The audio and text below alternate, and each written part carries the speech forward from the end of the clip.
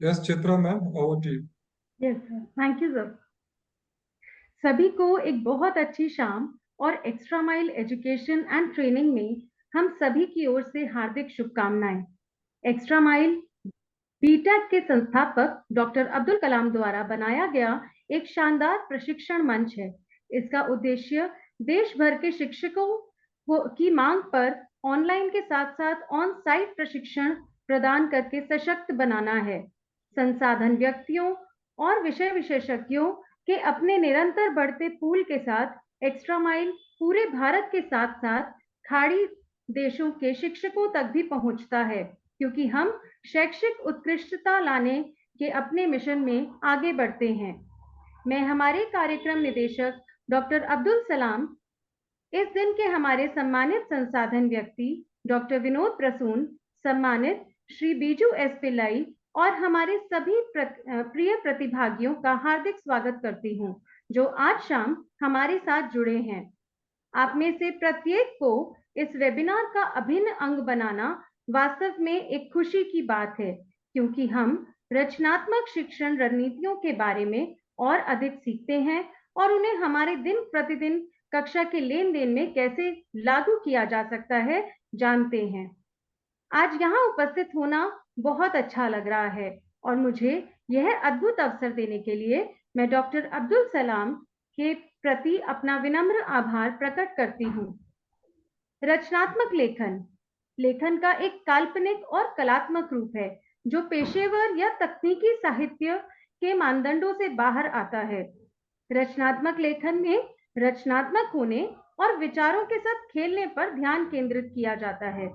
रचनात्मकता और कल्पना के तथ्यों और सूचनाओं को संप्रेषित करने पर प्राथमिकता दी जाती है।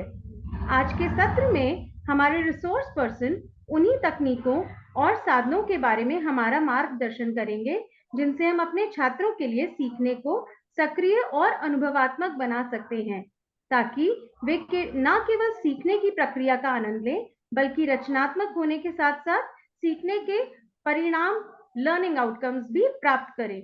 इससे पहले हम आज का सत्र शुरू करें, कुछ बातें हैं जिनके बारे में मैं आपको शीघ्रता से जानकारी देना चाहती हूँ। आपके डिवाइस के कैमरा को चालू रखना वैकल्पिक है। हालांकि सत्र के बीच में कोई भी प्रश्न मीटिंग चैट बॉक्स के माध्यम से व्यक्त किया जा सकता है। एक इंटरैक्टिव अनुभव प्राप्त करने के लिए आप अपने प्रश्नों को नोट कर सकते हैं और सत्र के अंत में उनसे पूछ सकते हैं। विनोद सर आपकी शंकाओं को दूर करने में प्रसन्न होंगे। कृपया हैंड रेस हाथ उठाएं बटन पर क्लिक करें और अपना प्रश्न पूछने के लिए आपका नाम पुकारे जाने की प्रतीक्षा करें। प्रतिभागियों को प्रमाण पत्र एवं फीडबैक फॉर्म भरने के बाद ही प्रमाण पत्र प्राप्त करने का अवसर मिलेगा, जिसके लिए लिंक सत्र के अंत में साझा किया जाएगा। अतः कृपया सत्र के अंत तक जुड़े रहें। अब मैं हमारे कार्यक्रम निदेशक डॉक्टर अब्दुल सलाम का स्वागत करना चाहूंगी। डॉक्टर सलाम एक प्रतिष्ठित सीबीएसई रिसोर्स पर्सन और मास्टर ट्रेनर हैं। वे निबिट से जुड़े रहे हैं। वे extra mile education and training के साथ बीटैग यानी भारत ट्रांसफॉर्मर्स एकेडमिक ग्रुप के संस्थापक और सीईओ हैं। महोदय, आज शाम आपकी गरिमामयी उपस्थिति सम्मान की बात है। मैं आपसे अनुरोध करती हूँ कि कृपया सभी का स्वागत करें। सलाम सर। धन्यवाद madam. Good evening everybody. Namaste. Respected Vinod sir, Biju sir, and all educators who have joined. Hearty welcome to Extra Mile Education and Training. Thank you for joining. We have come to listen to Dr. Vinod Chauhan, and we got one more opportunity to listen to him. So let us make use of this opportunity. We are not wasting any of your valuable time, and stay back and enjoy the session and make it very fruitful and implement it in your classroom. At the same time, Chitraji, your background and your camera does not, they do not match. So Okay. it's your face is not so visible. So you can make arrangements. You can continue Yes, sir. after your introduction. After the introduction, you can make arrangements. Yes, So sure. thank you, Vinod sir, once again. Biju sir, धन्यवाद everybody, sir. stay back and enjoy. Thank you. धन्यवाद महोदय। अब मैं शिक्षा के क्षेत्र में कई वर्षों के अनुभव वाले एक अन्य प्रतिष्ठित शिक्षक श्री बीजू एस पिल्लई का स्वागत करना चाहूंगी। उन्होंने कई प्रतिष्ठित स्कूलों में प्रिंसिपल के रूप में कार्य किया है। सर, हमारे बीच आपकी गरिमामयी उपस्थिति पाकर हम सम्मानित महसूस कर रहे हैं। मैं बीजू सर से अनुरोध करती हूँ कि वे सभा को सम्मानित करें और अपने दयालु शब्दों से सबका स्वागत करें। धन्यवाद चित्रा मैम। आदरणीय डॉक्टर अब्दुल सलाम सर, आज के मुख्य अतिथि डॉक्टर विनोद प्रसून जी, प्रिय चित्रा मैम और एक्स्ट्रा माइल के उपस्थित सारे गुरुजनों, आज इस चर्चा पर हम मुख्य रूप से हिंदी शिक्षण और विभिन्न स्तरों पर रचनात्मक लेखन कौशल के विकास की युक्तियों के बारे में हम चर्चा कर रहे हैं। तो मुख्य तौर पर हिंदी प्रदेशों में कक्षा के बच्चों को अच्छा हिंदी सुनने का एक अवसर मिल जाने के लिए मुझे एक प्रार्थना है कि सारे के सारे अध्यापक कक्षा के अंदर हिंदी में बातें करें ताकि उनको अच्छी हिंदी सुनने के एक अवसर मिले। और इसी तरह हो सके तो हफ्ते में कम से कम 2 टॉपिक जो पाठ से जुड़े हो या हमारे विद्यालय के कुछ अन्य कार्यक्रमों के टॉपिक पर जुड़े हो, उनको बच्चों को लेखन के लिए प्रैक्टिस दिया जाए तो वो भी बहुत अच्छा है। तो जिस टॉपिक हम कक्षा में देते हैं केवल उसी में वे संकुचित हो जाते, इसलिए हो सके तो उससे बाहर बहुत कॉमन टॉपिक जो कि हमें गाइड से या कुछ अन्य टॉपिक से कॉपी करने के बजाय हो सके तो उनको अपनी ओर से अपनी भाषा में ज्यादा प्रवीण होने का एक अवसर मिल जाए तो वो बहुत अच्छा है। और इसी तरह अन्य अनेक तरह के टॉपिक्स टिप्स हमें आज डॉक्टर विनोद प्रसून जी से मिल सकते हैं।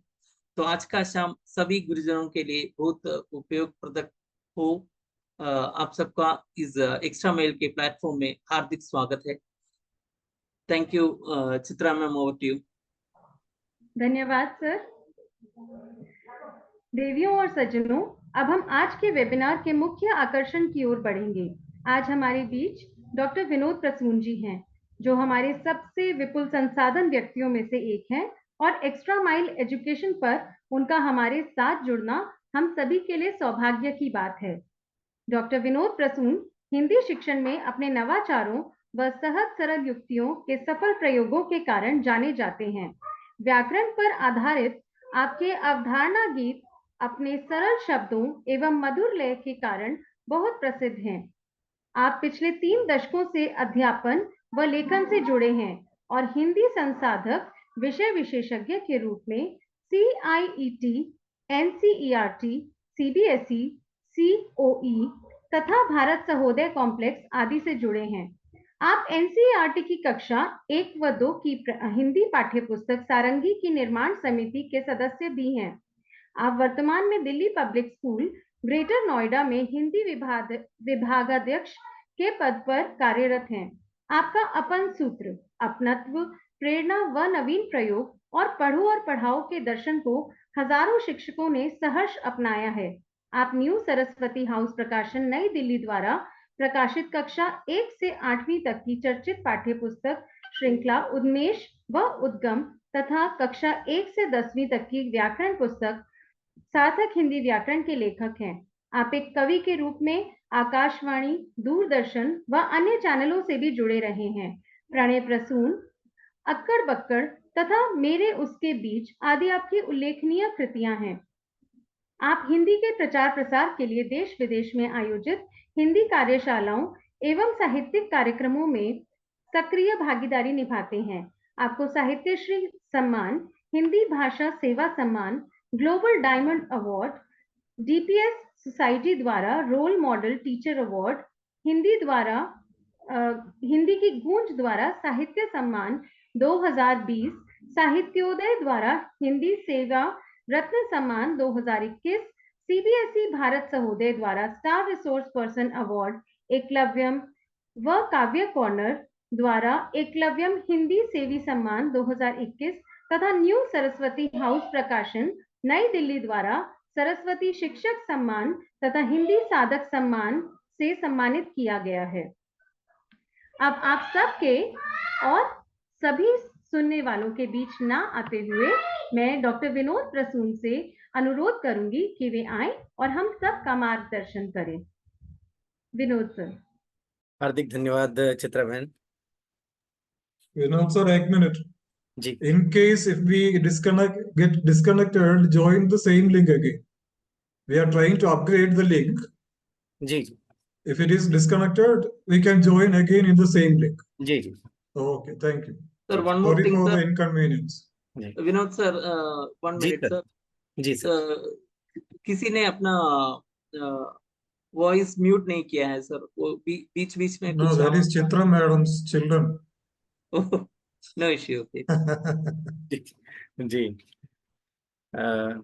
आदरणीय सलाम सर, बिजू सर, चित्रा बहन, इंदु दीदी और सभी जितने भी जुड़े हुए हैं भाई बहन, उन सभी की उपस्थिति से मैं अभिभूत हूँ और वास्तव में एक बार फिर से सलाम सर ने अवसर दिया है, इसके लिए मैं हृदय से आभार प्रकट करता हूँ। और आज चर्चा बहुत अच्छी रहेगी क्योंकि आपकी सक्रिय भागीदारी मिलती है तो मन गदगद रहता है, चर्चा अपने आप चरमोत्कर्ष पर पहुंच जाती है। तो हम कार्य अब आरंभ करेंगे। सभी अपने अपने आराध्य को नमन कर लें, क्योंकि किसी भी शुभ कार्य को करने से पूर्व अगर हम उस सर्वशक्तिमान ईश्वर का स्मरण करते हैं तो निश्चित रूप से हमारा कार्य फलित होता है। तो एक बार सभी अपने अपने आराध्य को नमन करें।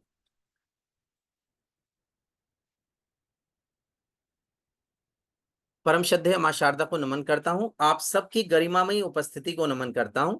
और जैसा बताया कि आज का विषय बहुत अच्छा है, रचनात्मक लेखन हम कैसे करें। सबसे पहले आपकी निष्ठा को नमन करता हूं, क्योंकि आप सब निष्ठावान हिंदी सेवी हैं और निश्चित रूप से बच्चों के अंदर जो रचनात्मकता आपके अंदर है, जो कल्पनाशीलता आपके अंदर है, जो भी गुण है, वे बच्चों के अंदर पहुंच जाएंगे, क्योंकि यह निवेश समृद्धि कहलाती है।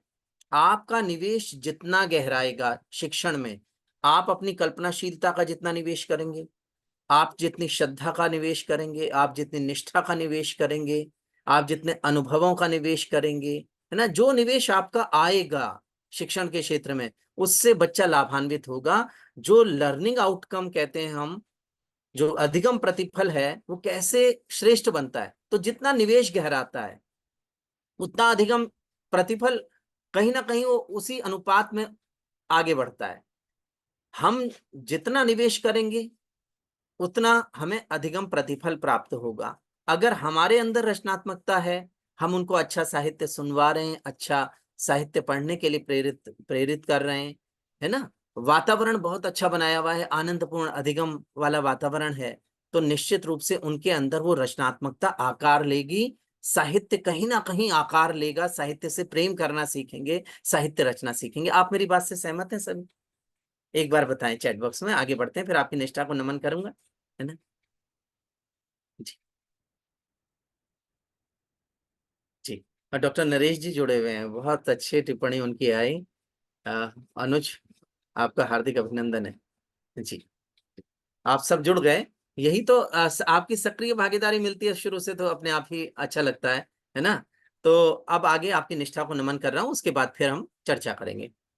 देखिएगा, पद प्रणम्य है शिक्षक, इसको शत शत नमन करेंगे, सहज युक्तियां नवाचार शिक्षण में नित्य भरेंगे, कक्षा होगी मुस्काती मस्ती की अधिगमशाला, पाठ भले हो कोई होगा अधिगम सहज निराला, शिक्षण कौशल निखरेगा मन भाषा पूरित होगा, शिक्षण कौशल निखरेगा मन भाषा पूरित होगा, हम संकल्पित होंगे मन से भाषा का हित होगा, इस हित संग जो नींव बनेगी दृढ़ और दृढ़तम होगी, भाषा मधु संगीत लगेगी, भाषा सरगम होगी, प्रण लेकर यह कह दे मन से भाषा साधक हैं हम, प्रण लेकर यह कह दें मन से, भाषा साधक हैं हम,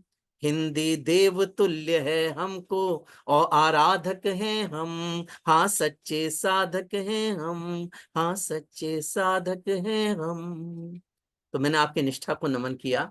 वास्तव में हमारा जो समर्पण है, मैं अभी निवेश समृद्धि की बात कह रहा था, तो शिक्षण में निवेश उस समर्पण का भी होता है। तो जो समर्पण हमारे अंदर है, आज हम इतने संख्या में यहाँ पर जुड़े हुए हैं, तो ये कहीं ना कहीं निष्ठा है, कहीं समर्पण है। अब जब ये गहराएगा तो निश्चित रूप से बच्चों के अंदर सब कुछ पहुंचेगा। जो भाषाई दक्षताएं हैं उनका विकास बिल्कुल अच्छी तरह से होगा। तो रचनात्मकता भी कहीं एक दक्षता है। उस रचनात्मकता की दक्षता का विकास करने के लिए हम क्या करें, है ना, तो उस पर आज चर्चा करने के लिए हम यहाँ पर इकट्ठे हुए हैं। मैं स्क्रीन आपके साथ शेयर कर रहा हूं, देखिएगा।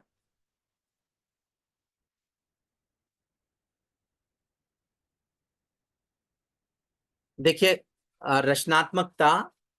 रचनात्मक लेखन एक कला है ना। आप देखिएगा, रंगों में हाथ, कितना प्यारा चित्र है एस जोसेफ साहब का, है ना। बस क्या है, रचनात्मकता यही है ना। रंग से हाथ भिगोए, लगा दिए हैं, उसमें भी अगर कोई देखने वाला है तो कहीं ना कहीं रचनात्मकता देख लेगा, है ना। और यह चित्र कह रहा है कि रचनात्मकता की जब शुरुआत हो तो कहीं ना कहीं आनंद होना चाहिए, कहीं छूट भी होनी चाहिए। अब बच्चे ने हाथ डुबोया है, रंग में रख दिया है, वही एक चित्र का आकार ले गया है ना। उसमें भी रचनात्मकता कहीं दिखाई दे रही है, उसमें भी वो सौंदर्य दिखाई दे रहा है। तो उस सौंदर्य से परिचित करवाना है। अगर हम रचनात्मकता के सच्चे सौंदर्य से, उसके स्वाद से अगर बच्चे को परिचित करवा दें तो बहुत कार्य आसान हो जाएगा, हमारी हर युक्ति कार्य करेगी। आप मेरी बात से सहमत होंगे। आपको चित्र कैसा लगा, एक बार बताएं जरूर। स्क्रीन दिखाई दे गई? ये पीपीटी दिखाई दे रही है? जी सर, जी जी सर। जी। एक मैसेज था, एक बार आप देख लीजिएगा। स्क्रीन तो दिखाई दे रही है ना। जी सर, दिख रहा है। जी जी जी। आगे बढ़ते हैं तो देखिएगा, तो रचनात्मकता मौलिक और कुछ नया रचने का गुण है। तो उसका मैं बात कह रहा था, उसके स्वाद की मैं बात कह रहा था, उसके सौंदर्य की। जब हम कहीं ना कहीं बच्चों का परिचय उनसे करवा देंगे, उसके सौंदर्य से परिचित कर देंगे, तो निश्चित रूप से हमारे बच्चे कहीं रचनात्मक हो जाएंगे। और रचनात्मकता एक दृष्टि है जिससे आप कुछ नया, मौलिक और कुछ हटकर सोच पाते हैं। तो इस बात को ध्यान में रखना है, इस चित्र को ध्यान में रखना है। और निश्चित रूप से बच्चों के अंदर उस रचनात्मकता का विकास करने में हम सफल होंगे। वातावरण जरूर बनाना है, क्योंकि वातावरण के बिना, अगर हमने कोई टॉपिक ऐसे ही दे दिया, हमने कहा बच्चों आपको अनुच्छेद लेखन करके लाना है और बेटा इस पे कर लाना, तो कोई वातावरण निर्मित नहीं हुआ। केवल हमने कहा है, निर्देश दिया है, बस निर्देश दिया है, बच्चे अपना कुछ का मन होगा कर लेंगे, कुछ का मन होगा नहीं करेंगे। उस वातावरण को बनाने के लिए, उस वातावरण का निर्माण करने के लिए जिसमें सच्चे अर्थों में रचनात्मक लेखन का विकास हो सके, रचनात्मकता कहीं बच्चों के अंदर आ पाए, उसके लिए क्या करें, तो वो वातावरण बनाना है। एकदम से निर्देश देकर कार्य करवाना वह कहीं वातावरण सज्जित नहीं करता है। उस वातावरण को बनाने के लिए हम क्या करें, आप सब मेरी बात से सहमत होंगे। तो रचनात्मक लेखन के अनुकूल वातावरण का निर्माण, सबसे पहले हमने इसी को लिया कि उस वातावरण को बनाने के लिए कहीं अच्छा साहित्य सुनाना पड़ेगा। अगर छोटे बच्चों की क्लास में गए, बिल्कुल छोटे बच्चे हैं, अभी फर्स्ट में भी नहीं आए, वहां भी गए हैं, उस रचनात्मकता का आनंद उनको देना है, कहीं लयात्मक नवाचार से जोड़ना है। आपने जाके उनसे कह दिया, प्यारे प्यारे नभ के तारे आ जाएं जो पास हमारे, हाथों में हम ले लेंगे, जी भर इनसे खेलेंगे, जी भर इनसे खेलेंगे, तो बच्चा आनंदित होगा। उसको उस स्वाद का पता चलेगा कि भाषा में क्या स्वाद होता है ना, भाषिक स्वाद, है ना, भाषिक सौंदर्य, उससे परिचित होगा। आप उसी क्लास में, मान लीजिए अभी फर्स्ट में नहीं आए बच्चे, अबोध छोटे छोटे बच्चे हैं, और उनके साथ आप खेल रहे हैं, कहीं लयात्मक नवाचार कर रहे हैं, है ना, आप कह रहे हैं, हंसा भी रहे हैं, कह रहे हैं, चूहे जी की बड़ी दुकान, उसमें लाखों का सामान, बिल्ली मौसी आएंगी, जो चाहे ले जाएंगी, जी जो चाहे ले जाएंगी। एक वातावरण बनेगा, बच्चे आपसे जुड़ेंगे, है ना, और मस्ती की अधिगमशाला होगी, आनंदपूर्ण अधिगम हो सकेगा। तो रचनात्मक लेखन के अनुकूल हर कक्षा के स्तर के अनुकूल आपके पास कुछ ना कुछ सामग्री होनी चाहिए। छोटे बच्चे हैं उनके साथ वैसे प्राइमरी स्तर पर आप पढ़ा रहे हैं, उनके साथ आपके पास प्रचुर मात्रा में उसी प्रकार की सामग्री होनी चाहिए। अच्छी कविताएं हों, अच्छी लघु कथाएं हों, अच्छे चित्र हों, है ना। आगे आगे बढ़ेंगे। देखिए अब बच्चे मान लीजिए हम कक्षा 6 में चले गए और उनके साथ हम शुरू कर रहे हैं। रचनात्मक लेखन है क्या, क्यों करना है बेटा, है ना। तो उनके लिए गा रहे हैं, लेखन सुंदर अभिरुचि प्यारी, यह भावों की है फुलवारी, इससे मन बनता है सुंदर, यह न्यारे गुण लाता अंदर, भावों के मोती कागज पर बिखराओ लगते हैं सुंदर, इंद्रधनुष के रंग हैं न्यारे, इंद्रधनुष के रंग हैं न्यारे, नील गगन के अनगिन तारे, पर्वत नदियां और समंदर, भावों के बहते हैं निर्जर। अब आप ऐसे करके गाते हुए ला रहे हैं, और थोड़ा फास्ट कर देंगे, मजा आएगा बच्चों को। लेखन सुंदर अभिरुचि प्यारी, यह भावों की है फुलवार, इससे मन बनता है सुंदर, यह न्यारे गुण लाता अंदर, भावों के मोती कागज पर बिखराओ लगते हैं सुंदर, इंद्रधनुष के रंग है न्यारे, नील गगन के अनगिन तारे, पर्वत नदियां और समंदर, भावों के बहते हैं निर्जर, पंख लगाकर मन उड़ जाता, अपनी ही मस्ती में गाता, बहुत खुशी इसमें मिलती है, मन में फुलवारी खिलती है। अब फुलवारी कैसी होगी, भावों की फुलवारी, है ना। दुनिया दिखती है मन भावन, मन पूजा सा होता पावन, सच लगने लगता है सुंदर, झूठ कहाँ रह पाता अंदर, डिजिटल थोड़ा कम कर लेना। अब बच्चों से संवाद कर रहे हैं आप, है ना, कह रहे हैं बेटा इसको भरना है, डिजिटल थोड़ा कम कर लेना, थोड़ा समय कलम को देना, बच्चों नन्ही कलम उठाओ, मन की दुनिया खूब सजाओ, मन की दुनिया खूब सजाओ, मन की दुनिया खूब सजाओ। अगले दिन कोई ना कोई बच्चा आपके पास लेके आएगा, सर मैंने 2 पंक्तियां लिखी। अब और क्या सहपाठी का भी बताएंगे, सर ये तो 4 लिख के लाया है, ये 10 लिख के लाया है, सर इसने पूरी कविता बना दी सर, है ना। तो ऐसे एक वातावरण बनाना है, बच्चों को कहीं कलम से प्रेम जगा देंगे ना, तो हम कहते हैं ना स्क्रीन टाइम घटाना है, स्क्रीन टाइम घटाना है, कहने से नहीं घटेगा, उसके उपाय कहीं ना कहीं उनकी अभिरुचि, जो अच्छी अभिरुचियां हैं, अच्छे संस्कार हैं, उनको कहीं उनके मन में विकसित करना होगा। लेखन एक ऐसा संस्कार है, अगर मन में जाग गया, स्क्रीन टाइम कम करेगा।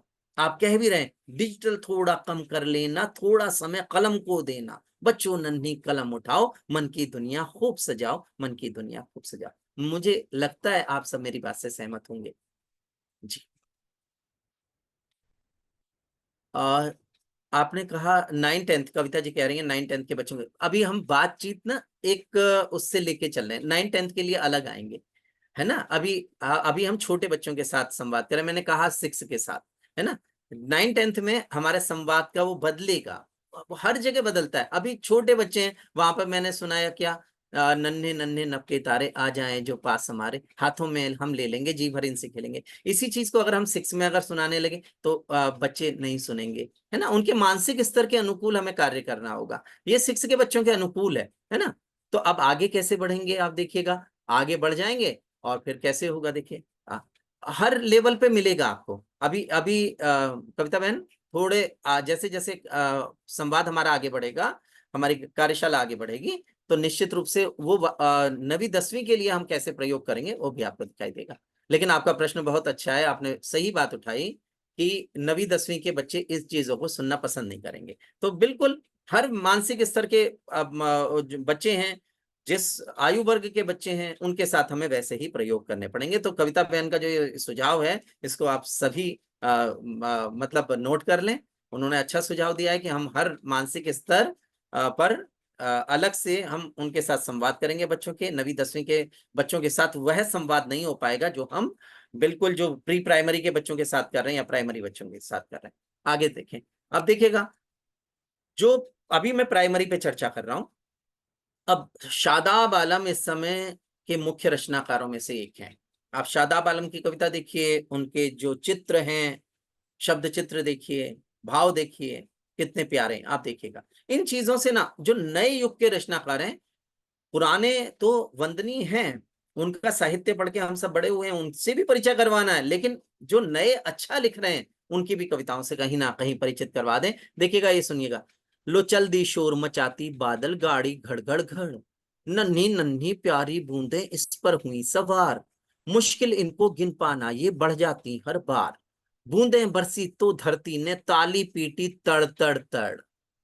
लो चल दी शोर मचाती बादल गाड़ी घड़ घड़ घड़, आज धरा को हरियाली ने बांटे खूब इनाम, भरे लबालब झीलों तालों नदियों के गोदाम, हवा चली तो खिड़की पल्ले करें खुशी से भड़ भड़ भड़, लो चल दी है शोर मचाती बादल गाड़ी घड़ घड़ घड़, बच्चे तो ना माने करते मस्ती और धमाल, बादल गाड़ी के चलने से हुए सभी खुशहाल, गाना गाती उड़े चिरैया, गाना गाती उड़ी चिरैया, पंख खोलकर फड़ फड़ फड़, लो चल दी है शोर मचाती बादल गाड़ी घड़ घड़ घड़, बादल गाड़ी घड़ घड़ घड़। शादाब आलम जी के लिए मैं तालियां चाहता हूँ।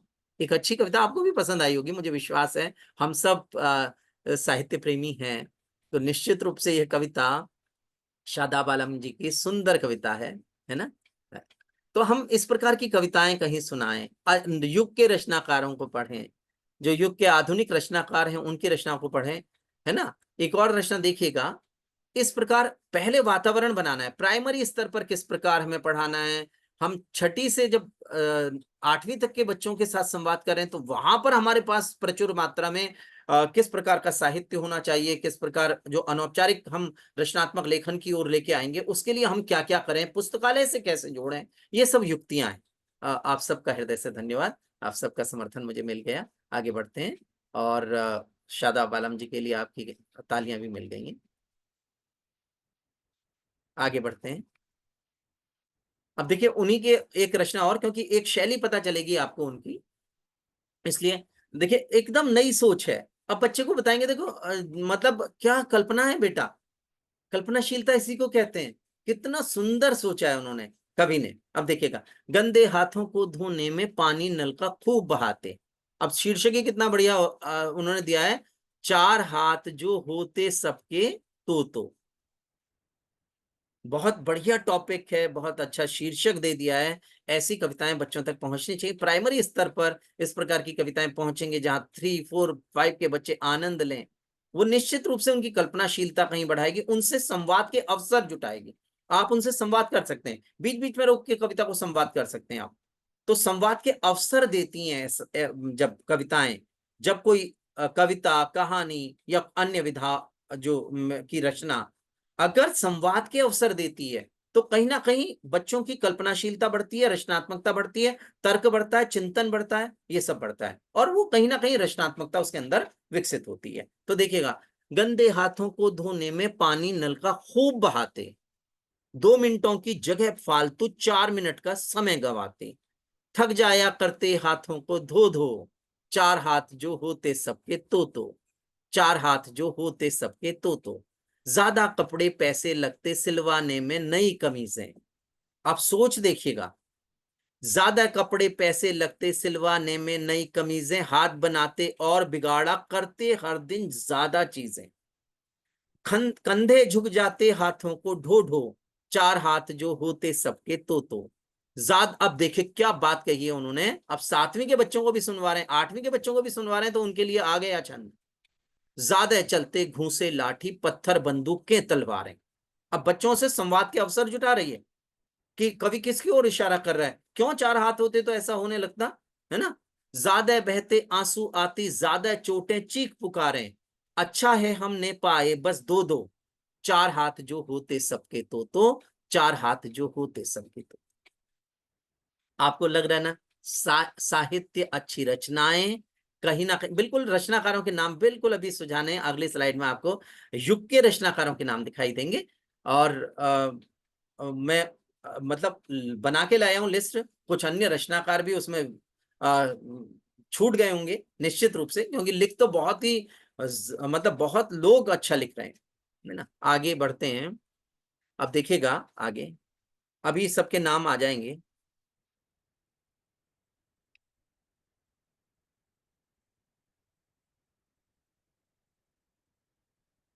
आगे देखिएगा, तो हम इस प्रकार के अगर प्रयोग कर रहे हैं, एक चीज और देखिएगा, साइड से चित्र भी देखिएगा इसको, और अभी मैं कविता से फिर लघु कथाओं पर, फिर अन्य विधाओं को कैसे हम निर्माण, वातावरण का निर्माण कैसे किया जाता है, कैसे बच्चों के मन में वो जो रचनात्मकता के संस्कार भरे जाते हैं, अभी मैं बात उस पर कर रहा हूं। आप देखिएगा, फहीम अहमद जी की कविता, बहुत अच्छे बाल रचनाकार हैं। आप देखिएगा, मम्मी हम सब कांपे थर थर, स्वेटर मफलर वर्दी में, तो फिर बेचारे पशु पक्षी कैसे रहते सर्दी में। टांगों में मुंह डाले बंदर, सिकुड़ा सहमा बैठा है, पिंजड़े में दुबका है तोता, मोर ठंड से ऐंठा है। बिल्ली करती नहीं शरारत, बकरी भी चुपचाप खड़ी, बछड़ा चिपक गया है माँ से, कैसी सर्दी आन पड़ी। ठिठुर रही थर थर गौरैया, किससे रोए वह दुखड़ा, दुबकी भैंस खड़ी कोने में, मुरझाया उसका मुखड़ा। कौन दुलारेगा सर्दी में इन आफत के मारों को, कौन दुलारेगा सर्दी में इन आफत के मारों को। मम्मी थोड़े स्वेटर मफलर दे दो इन बेचारों को, दे दो इन बेचारों को, दे दो इन बेचारों को। कविताओं का चयन आप बताइए कैसा है, और इसमें तो संवेदनशीलता क्या, लघु जीवों के प्रति संवेदनशीलता कैस। इस कविता को सुनने के बाद मन में अगर संवेदनशीलता नहीं जागी लघु जीवों के प्रति, तो फिर क्या बात, ये जगा देगी, है ना। बहुत बहुत धन्यवाद आप सबका।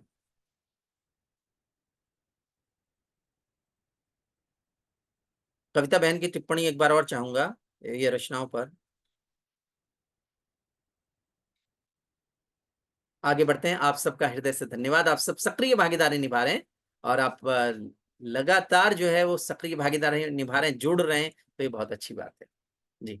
मुझे लग रहा है कि हमें दोबारा उस लिंक से जुड़ना पड़ेगा, लेकिन अभी देखते हैं कितनी देर और चलता है। नहीं sir, it is upgraded. You can go अच्छा, ahead. Yeah, आज सही है सर। thank you. हाँ जी। अब देखिएगा, अभी तक हमने कविताएं सुनी, चित्र देखकर कहानी बुने और सुनाए। अब हमें क्या करना है, छोटे बच्चों के अंदर, अभी बात छोटे बच्चों की चल रही है, अभी प्राइमरी, फिर हम आगे बढ़ेंगे। तो देखिएगा, यह चित्र है, आप सबने चित्र देख लिया, अब मैं आपसे संवाद कर रहा हूं। ये चित्र देखकर कहानी बुने, क्या हो रहा है, पहले चित्र में क्या हो रहा है, दूसरे चित्र में क्या हो रहा है ना, बताएं चित्रा बहन। सर, बच्चों ने पतंग उड़ाई तो चिड़ियों ने, कबूतरों ने भी देखा कि हम भी शायद पतंग उड़ा सकें, तो वो सब भी एक कोशिश कर रहे हैं और पतंग को बहुत ऊंचा ले जाकर के उन्होंने इतनी जोर से छोड़ा कि पतंग सच में उड़ पड़ी और वास्तव सभी पक्षी खुश हो रहे हैं। अब देखिए, वो पतंग उड़ाने में लगे पड़े। चित्रा बहन ने इस प्रकार सोचा, चित्र सामने, चित्र प्यारा सा चित्र है, आप अपना भी सोच सकते हैं, है ना। अगर हम मैं चाहूंगा आज, क्योंकि रचनात्मक लेखन की वो है आज वेबिनार, तो मैं चाहता हूं अन्य भी जो भाई बहन जुड़े हुए हैं उनके भी विचार हम रखें इस चित्र पर, और मौखिक विचार रखें। सलाम सर, क्या हम अनम्यूट कर सकते हैं इंदु बहन, इंदु Yes, दीदी, yes, yes, yes. इस चित्र पर विचार। राजकुमारी जी का हाथ उठ गया, राजकुमारी बहन। हाँ जी सर, नमस्कार आपको।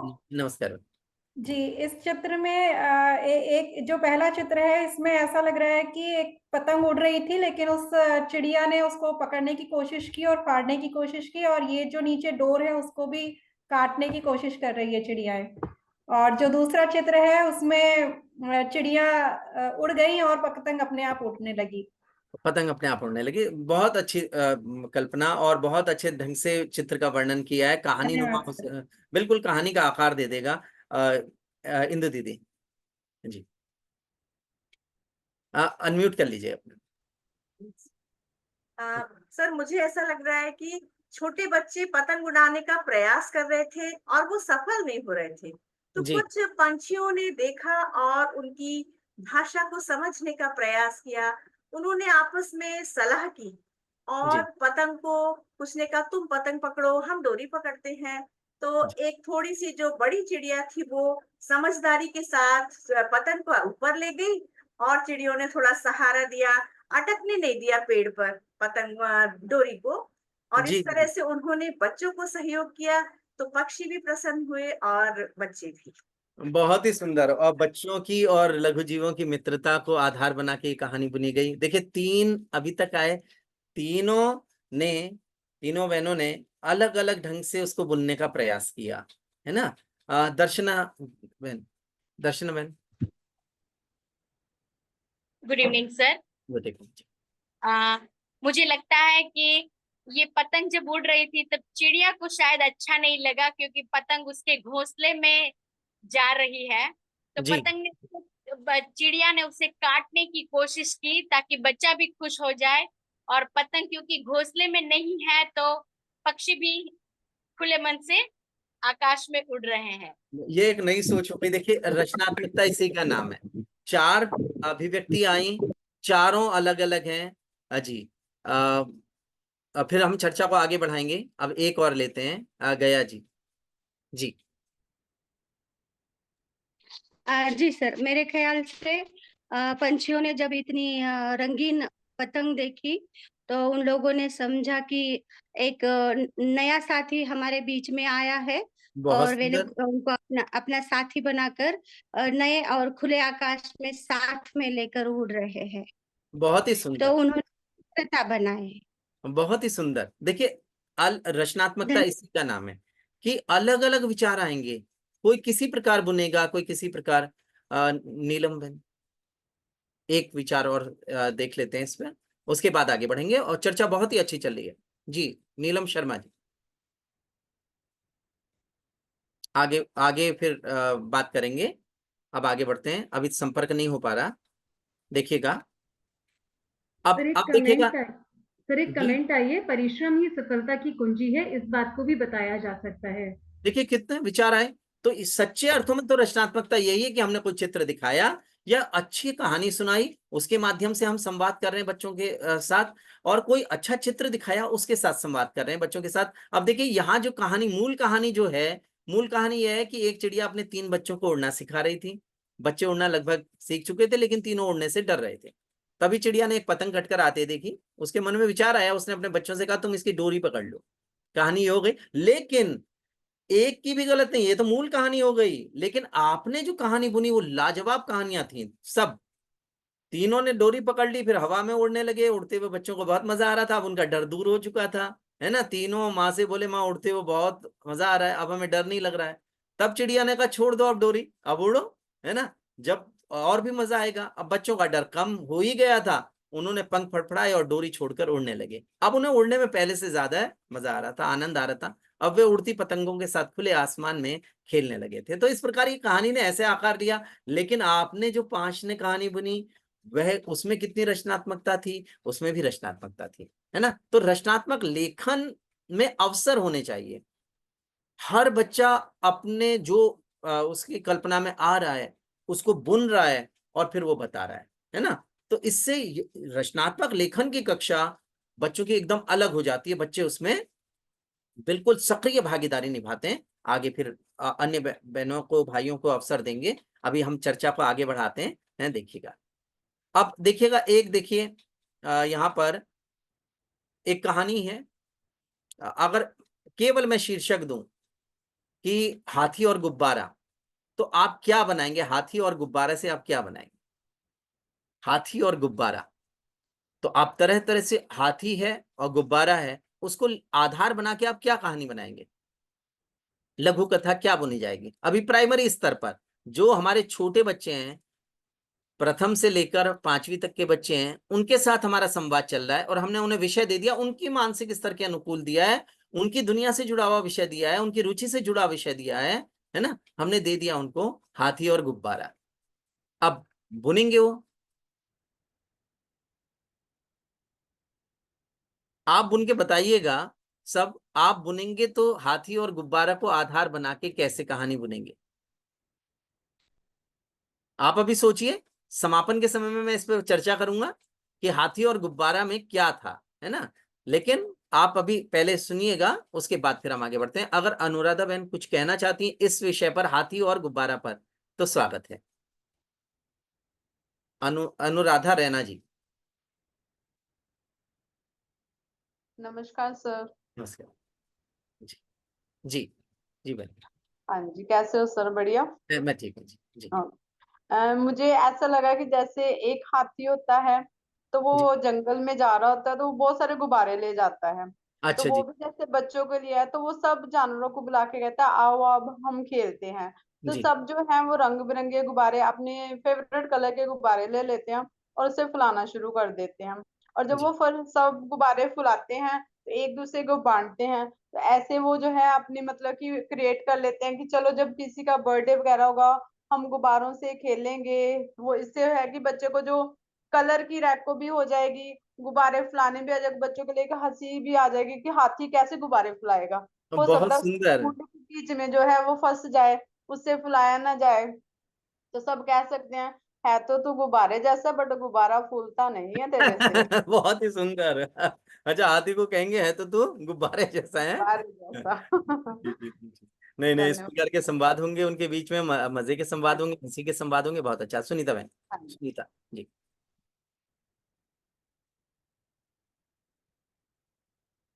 आगे बढ़ते हैं।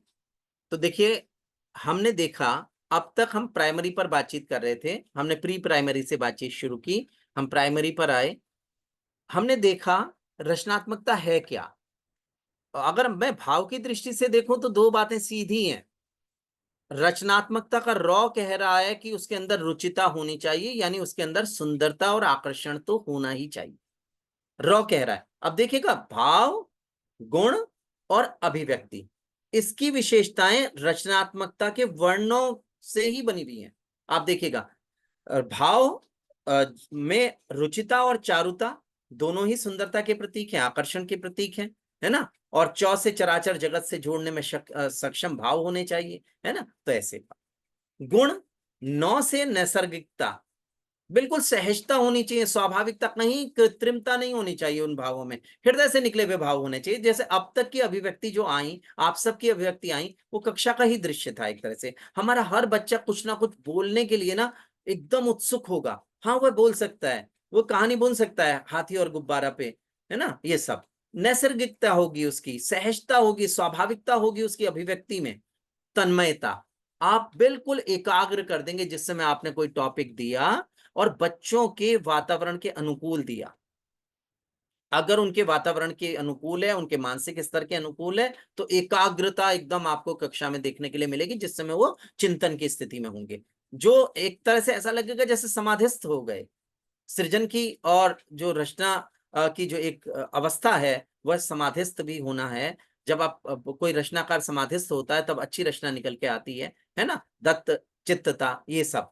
तो तन्मयता आ गया। तो ने कहा कि तन्मयता भी होनी चाहिए। अभिव्यक्ति परक विशेषताओं में मौलिकता सबसे पहले। अभी तक जितनी रचनाएं आई, जितनी यहाँ पर अभी सुनाई गई, सब में मौलिकता थी, स्वयं को अभिव्यक्त करने की वो क्षमता दिखाई दे रही थी। फिर उसके साथ जुड़ जाएगा, अन्य विशेषताएं जुड़ जाएंगी। कौ कह रहा है कि अभिव्यक्ति में वो कल्पनाशीलता, वो जो कौशल है, करुणा है, कृत्रिमता मुक्त है, वो सब होना चाहिए, सहजता होनी चाहिए। कौ कह रहा है कृत्रिमता मुक्त, मौ कह रहा है मौलिक, जब नौ कह रहा है नैसर्गिक, तो कहीं ना कहीं वो अभिव्यक्ति परक विशेषताएं, कहीं गुण वो दिखाई दे रहे हैं। ता कह रहा है, पहले भी कह चुका था तन्मयता के लिए, और अब कह रहा है तपस्विता, यानी उसको एकाग्रता का भाव, जैसे एक तपस्वी का भाव होता है, उसको ध्यान में रख के अगर सृजन किया जा रहा है तो अच्छे स्तर का सृजन होगा। तो अब हम 10वीं की ओर बढ़ रहे हैं। मैं चाहता हूं इस पर कि अगर इन गुणों से हम परिचित करवा दें अपने बच्चों को, अब हमारा जो संवाद होगा 8वीं 9वीं 10वीं के लिए, और बच्चों के लिए 6ठी 7वीं 8वीं के बच्चों के लिए होगा, है ना। आपको कैसा लगा यहां तक? कैसे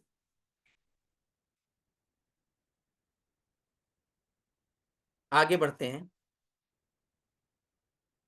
कुछ बहुत सुंदर से विचार आए हैं, बहुत सुंदर सी टिप्पणियां आई हैं, आप सबका हृदय से आभार। आगे बढ़ते हैं, देखिएगा, क्योंकि चर्चा अभी आगे तक हमें ले जानी है। सभी जितने बिंदुओं पर हम बातचीत कर रहे थे, उतने बिंदुओं पर हम बातचीत करेंगे जो उसमें निर्धारित है। तो यहाँ पर देखिए, रचनात्मक लेखन एक कला है, और रचनात्मकता, जो आपको रचनात्मकता का आह्वान कैसे लगा, जो रचनात्मकता के वर्णों ने जो आह्वान किया रचनात्मकता बनाने के लिए, वह आह्वान आपको कैसा लगा, एक बार बता दीजिए चैट बॉक्स में, उसके बाद आगे बढ़ रहे हैं। चर्चा अच्छी चल रही है, आपकी सक्रिय भागीदारी मिल रही है तो जी जी, आगे बढ़ते हैं। अब आपका समर्थन मिल गया, अब हम आगे बढ़ते हैं। जी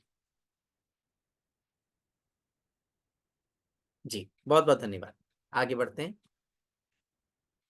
अब देखिए, सबसे पहली बात थी आनंदपूर्ण वातावरण होना चाहिए था, उद्देश्यों की स्पष्टता, कल्पनाशीलता, अभिव्यक्ति क्षमता बढ़ाने वाली गतिविधियां होनी चाहिए, उसमें सक्रिय भागीदारी, पठन की प्रेरणा एक मुख्य आता है। हमने 3 पर विचार कर लिया था, इसलिए मैं चौथे पर डायरेक्ट आया।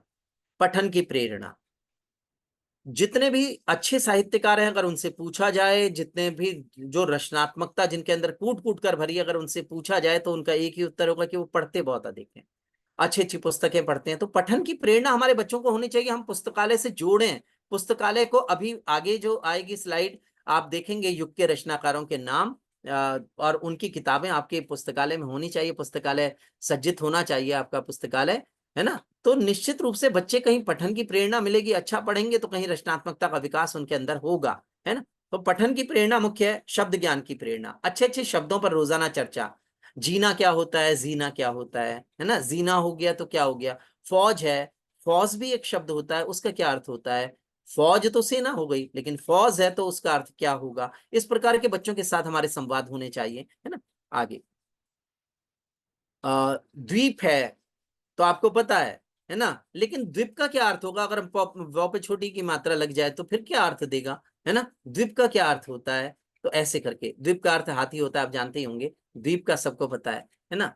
विषय चयन, अभी कविता बहन ने शुरू में ही वो बात ध्यान में दिलवाई थी। बच्चों के मानसिक स्तर व उनसे जुड़े विषय, उनसे जुड़ा हुआ संवाद। निर्बाधता, विशेषकर लिखते समय हम ये नहीं कहें कि ये स्पेलिंग रॉन्ग आ रही है, हम राउंड ले रहे हैं, हम कह रहे हैं क्या लिख रहा है बेटा, मतलब तीसरा शब्द गलत आ रहा है, तो वो जितना लिख रहा है ना उसकी रचनात्मकता कहीं थम जाएगी। आपने गए, आपने देख लिया हर तीसरा शब्द बच्चे का गलत आ रहा है, आपने पीठ थपथपाया, बेटा मेरा बच्चा बहुत अच्छा लिख रहा है, थोड़ी बहुत स्पेलिंग मैं कर दूंगा बेटा, है ना, लिखे बहुत प्यारा लिख रहा है मेरा बच्चा आज, है ना। और वो उसको कहीं ना कहीं प्रेरणा मिल जाएगी। ये जो प्रोत्साहन है, प्रेरणा है, ये कहीं रचनात्मकता का विकास करता है। और अगर उस समय लिखते समय जब वो लिख रहा है, फ्लो में लिख रहा है, मन से भाव निकालने का प्रयास कर रहा है, उस समय अगर हम टोक दें तो निश्चित रूप से कहीं थम जाएगा, भाव थम जाएंगे, भाव में रुकावट आएगी, वो निर्बाधता नहीं रह जाएगी। तो हम कहीं ना कहीं जांच करते समय बच्चों को प्रेरित करते रहें, प्रोत्साहन देते रहें, कक्षा स्तरीय प्रतियोगिताओं का आयोजन करें, अच्छी अच्छी प्रस्तुतियां दिलवाएं, बच्चों से जरूर प्रश्न करें, यदि आप होते इसकी जगह तो क्या होता, आप क्या चाहते हैं। आप मान संसार के ऊपर ही बातचीत कर रहे हैं, आप कह रहे हैं आप कैसा संसार चाहते हैं बेटा, आपने कह तो दिया कि आज का संसार ऐसा हो रहा है, ये हो रहा है, आप कैसा संसार चाहते हैं। आप अगर प्रशासनिक अधिकारी बन गए तो इस माहौल को बदलने के लिए आप क्या करेंगे। 9वीं 10वीं के बच्चों के साथ आप संवाद कर रहे हैं, मनुष्यता कविता पढ़ ली है, आप उनके साथ संवाद कर रहे हैं, उनके अंदर कहीं कल्पनाशीलता का विकास कर रहे हैं, उनके तर्क का विकास कर रहे हैं, चिंतन का विकास कर रहे हैं, रचनात्मकता का विकास कर रहे हैं। आपने पूछा आप प्रशासनिक अधिकारी बन जाएंगे तो बेटा मनुष्यता के लिए क्या करेंगे, बताएं। तब लर्निंग आउटकम जो अब 15 साल बाद या 20 साल बाद जब उधर से फोन आएगा और बच्चा बताएगा प्रशासनिक अधिकारी होते हुए मैं ऐसा कार्य कर रहा हूं, तब आप गदगद होंगे। अधिगम प्रतिफल की वो चरमोत्कर्ष होगा। अधिगम प्रतिफल एक तो आपको मिल गया कक्षा के अंदर, मनुष्यता कविता पढ़ी, उसमें आपने टेस्ट लिया, 5 में से 5 ले आया बच्चा, 5 में से 4 ले आया, 5 में से 3.5 ले आया। लेकिन 15 वर्ष के उपरांत उस कविता का असर जो बच्चे के व्यक्तित्व पर दिखाई दे रहा है, वह देख के तो वो जो अधिगम प्रतिफल उस समय आपको प्राप्त होगा वह लाजवाब होगा, आप गदगद हो जाएंगे। तो उसके लिए पढ़ाएं, उसके लिए रचनात्मकता का विकास करें, उसके लिए नैतिक जीवन मूल्यों का विकास बच्चे के अंदर होना चाहिए। इसलिए मैंने प्रारंभ में कहा था कि एक सच्चा शिक्षक वही है जो अपने निवेश को गहराता चला जाता है। और मुझे उम्मीद है यहाँ पर जितने भाई बहन जुड़े हुए हैं वे सब निवेश गहरा रहे हैं, निवेश गहराया जा रहा है। अनुभव का निवेश, संवेदनशीलता का निवेश, सौहार्द का निवेश, है ना, निष्ठा का निवेश, समर्पण का निवेश, वो सब गहरा रहा है। तो बच्चे का कहीं व्यक्तित्व निर्माण भी होगा, उसकी ओर भी हम आगे बढ़ेंगे। आगे हम चर्चा करते हैं विभिन्न भाषिक गतिविधियां, देखिएगा। अब भाषिक गतिविधियों पर चल रहे हैं। अपने मन की बात कहने के लिए कागज व कलम से खेला जाने वाला लालित्यपूर्ण खेल, जिसमें नवीन मौलिक विचारों का समावेश हो, वही रचनात्मक लेखन है ना। आगे बढ़ते हैं। क्या क्या हो, वस्तु वर्णन से शुरू कर सकते हैं, कविता, लघु कथा, एकांकी लेखन, किसी पाठ को कविता में बदलना, कविता को पाठ के रूप में बदलना, किसी पाठ पर कहानी पर आधारित कोई एकांकी लिखवा लेना, उसको नाटक में परिवर्तित करवा लेना। मेरा चित्र मेरे शब्द, बच्चों से कहें कि बेटा वो आजकल तो कैमरा है, कैमरे से अपना मतलब मोबाइल से आप कैमरा खींच ले फोटो, जो आपको प्यारा लगे उसका वर्णन करें। बच्चा बहुत प्यारा सा चित्र खींच के लाएगा, मान लीजिए उसको सुबह उठते ही सूर्योदय का दृश्य उसको प्यारा लगता है, उसका फोटो खींचेगा, क्यों लगता है वो सारा लिख देगा, है ना। अभिव्यक्ति के अवसर होंगे और सहज अभिव्यक्ति के अवसर होंगे। अभिव्यक्ति से भी अलग एक सहज अभिव्यक्ति जो होती है उसके अवसर उसे कहीं आप मुहैया करवाएंगे जब आप कहेंगे मेरा चित्र मेरे शब्द। अपूर्ण कविता कहानी पूर्ण करें, उद्घोष लेखन, रचें गीत बनाए धुन। आपने दे दिया कोई गाना, मान लीजिए आपने कह दिया मोबाइल में गुम होता जाता बचपन, आंखें बुझी बुझी सी हैं गुमसुम धड़कन। अब बच्चा लिख लाया, आपने कहा बेटा ट्यून बनाए। क्लास में जरूर मिल जाएंगे ऐसे बच्चे जो ट्यून बनाएंगे, जिनको संगीत आता है, जब आप 9वीं 10वीं में पढ़ा रहे हैं, है ना। 9वीं 10वीं के बच्चे बनाने लगते हैं। अब देखिएगा बच्चे कैसे गाएंगे। एक बच्चा लिख के ला रहा है, आंखें बुझी बुझी सी हैं गुमसुम धड़कन, मोबाइल में गुम होता जाता बचपन। अब देखिए वो गाएगा कैसे, है ना। आपने रचे गीत बनाए धुन, एक अच्छी गतिविधि है, इसको हमने करवाया, बहुत अच्छे धुन बन के आई, बहुत अच्छे गीत बन के आए। देखिएगा, अब सुनिएगा, अब बच्चे कैसे गाएंगे इसको। आंखें बुझी बुझी सी हैं, आंखें बुझी बुझी सी हैं गुमसुम धड़कन, मोबाइल में गुम होता जाता बचपन, मोबाइल में गुम होता जाता बचपन। तो इस प्रकार की रचनाएं आएंगी जब आप रचें गीत बनाए धुन। आपने गतिविधि करवाई, समय दें, 1 महीने का समय, तैयारी का समय 1 महीने का। आप मान लीजिए जुलाई में आपने इसको सोचा है, तो आप अगस्त में करवा लें, सितंबर में करवा लें, बच्चों के पास अच्छा अवसर हो, अच्छा समय उनको मिले प्रैक्टिस का। आप देखिएगा कमाल की अभिव्यक्ति। आपने मुखड़े मुखड़े दे दिए हैं, बाकी बच्चे अपने आप बना के ला रहे हैं, है ना। सच्ची रचनात्मकता का विकास जो बच्चों के अंदर होगा। आप मेरी बात से सहमत हैं? इस प्रकार की गतिविधियां अच्छा करेंगी? एक बार चैट बॉक्स में आ जाए।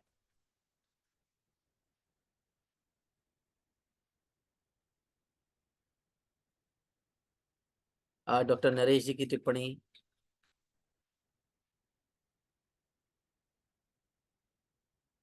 बहुत सुंदर, आप सबका हृदय से आभार, आप सबका हृदय से आभार। आगे बढ़ते हैं। ई पत्रिका आप बनवा लें, है ना। विज्ञापन प्रस्तुति, कथा विस्तार तो बहुत ही अच्छी गतिविधि है। कथा विस्तार में तो बच्चे कमाल की प्रस्तुति देते हैं। कथा विस्तार, मान लीजिए आपने कोई भी कथा है, छोटे बच्चों को पढ़ा रहे हैं या बड़ों को पढ़ा रहे हैं, मान लीजिए ईदगाह पढ़ा रहे हैं, तो ईदगाह में एक पात्र जरूर ऐसा ले आइए। बच्चों से कहें कि बेटा एक पात्र आप ऐसा लेके आए जो हामिद को एकदम अकेला नहीं छोड़े, हामिद के साथ खड़ा रहे, हामिद को अपने साथ कुछ खिलाए, है ना। इंदु दीदी की बहुत सुंदर सी टिप्पणी हुई, पहले नीतू बहन की बहुत सुंदर सी टिप्पणी, बहुत बहुत धन्यवाद आप सब। तो इस प्रकार के अवसर अगर हम दे रहे हैं, गतिविधियां अच्छी करवा रहे हैं, तो बच्चे हमारे सीखेंगे, अच्छा सीखेंगे। अब देखिएगा, आप साहित्य कभी अकेला नहीं आता, आप बच्चों को साहित्य से जोड़ रहे हैं। जब आप रचनात्मकता का विकास कर रहे हैं तो कहीं उसको साहित्य के निकट लाएंगे आप, क्योंकि अच्छा साहित्य आप सुनवा रहे हैं, अच्छा साहित्य सुनवा रहे हैं। एक बार मैंने बच्चों के अंदर मैंने कुछ लघु कथाएं अपनी सुनाई, और कुछ लघु कथा अपनी सुनाई, तो क्या हुआ कि बच्चों के अंदर लघु कथा लिखने का जज्बा आया। अब एक बच्ची ने जो लघु कथा लिखी, मैं गदगद हो गया। मैं उस लघु कथा को आपके सामने अभी प्रस्तुत करता हूं, आप देखेंगे तो आपको लगेगा कि उसने बच्ची ने लाजवाब लिख डाला। तो उसका क्या शीर्षक है? उसका शीर्षक है रिटर्न गिफ्ट, यादगार रिटर्न गिफ्ट। तो अगर मुझे मिल जाती है तो मैं आपको जरूर वह कविता, वो लघु कथा आपको सुनवाऊंगा। मिली गई मुझे, मैं आपको सुनवाता हूं। और देखिए, और उसको अपनी पुस्तक सार्थक हिंदी व्याकरण में मैंने स्थान दिया, इसमें नवांकुर शीर्षक से उसको दिया। नवांकुर की कलम से मौलिक लघु कथा, और मेरे सामने बैठ के लिखी है। अरेंजमेंट पीरियड था और थोड़ी सी चर्चा चली, 1-2 लघु कथा सुनाई।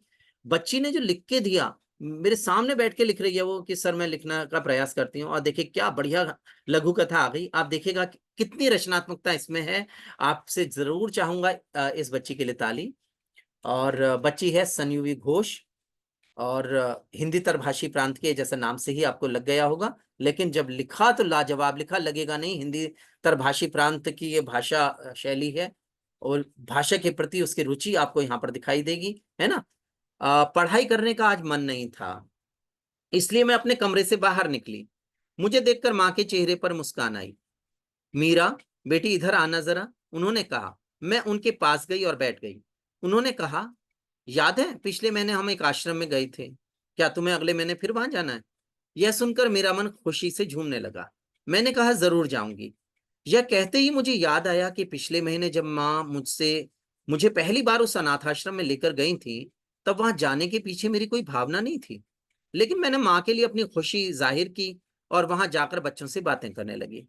मैं केवल वहां गई थी अपनी पुरानी किताबें और कपड़े देने, लेकिन जब मैंने उनको अपनी किताबें और कपड़े दिए तो उन बच्चों के चेहरे पर एक निश्चल खुशी देखी। थैंक यू दीदी, उनके ये शब्द कानों में रस घोल रहे थे। मुझ में वे अपनी दीदी और माँ में अपनी माँ की छवि देख रहे थे। उनकी अपनत्व भरी बातें और उनका प्यार दिल में फुलवारी सा खिल रहा था। लौटते समय मैं सोच रही थी कि बच्चों ने जो मुझे यादगार रिटर्न गिफ्ट दिया है वह हमेशा हमेशा मेरे पास रहेगा, और अब जब भी अवसर मिलेगा माँ मुझे नहीं, मैं माँ को लेकर यहाँ आती रहूंगी। तो मैं चाहता हूँ संयोगी के लिए आप सबकी तालियां, और मैं उस तक बहुत खूब पहुंचाऊं। सर, बहुत खूब।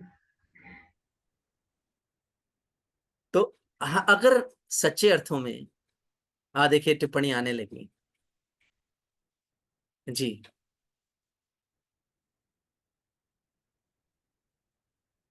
बहुत ही सुंदर आप सबकी टिप्पणियां, वास्तव में बहुत बहुत धन्यवाद, और मैं आपकी तालियां उस बच्ची तक पहुंचाऊंगा। बहुत ही सुंदर सर। प्रोत्साहन एक ऐसी भूमि है जहां विचारों के बीज अंकुरित होते हैं और कल्पना के पंख विस्तार पाते हैं। नीलम शर्मा जी, इनके माइक में शायद कुछ प्रॉब्लम है, तो वो अच्छा, लगातार तो कमेंट्स कर रही वास्तव हैं। में ये तो नीलम मैन बहुत ही सुंदर टिप्पणी है ना।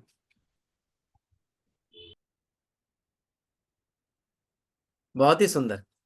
आगे बढ़ते हैं।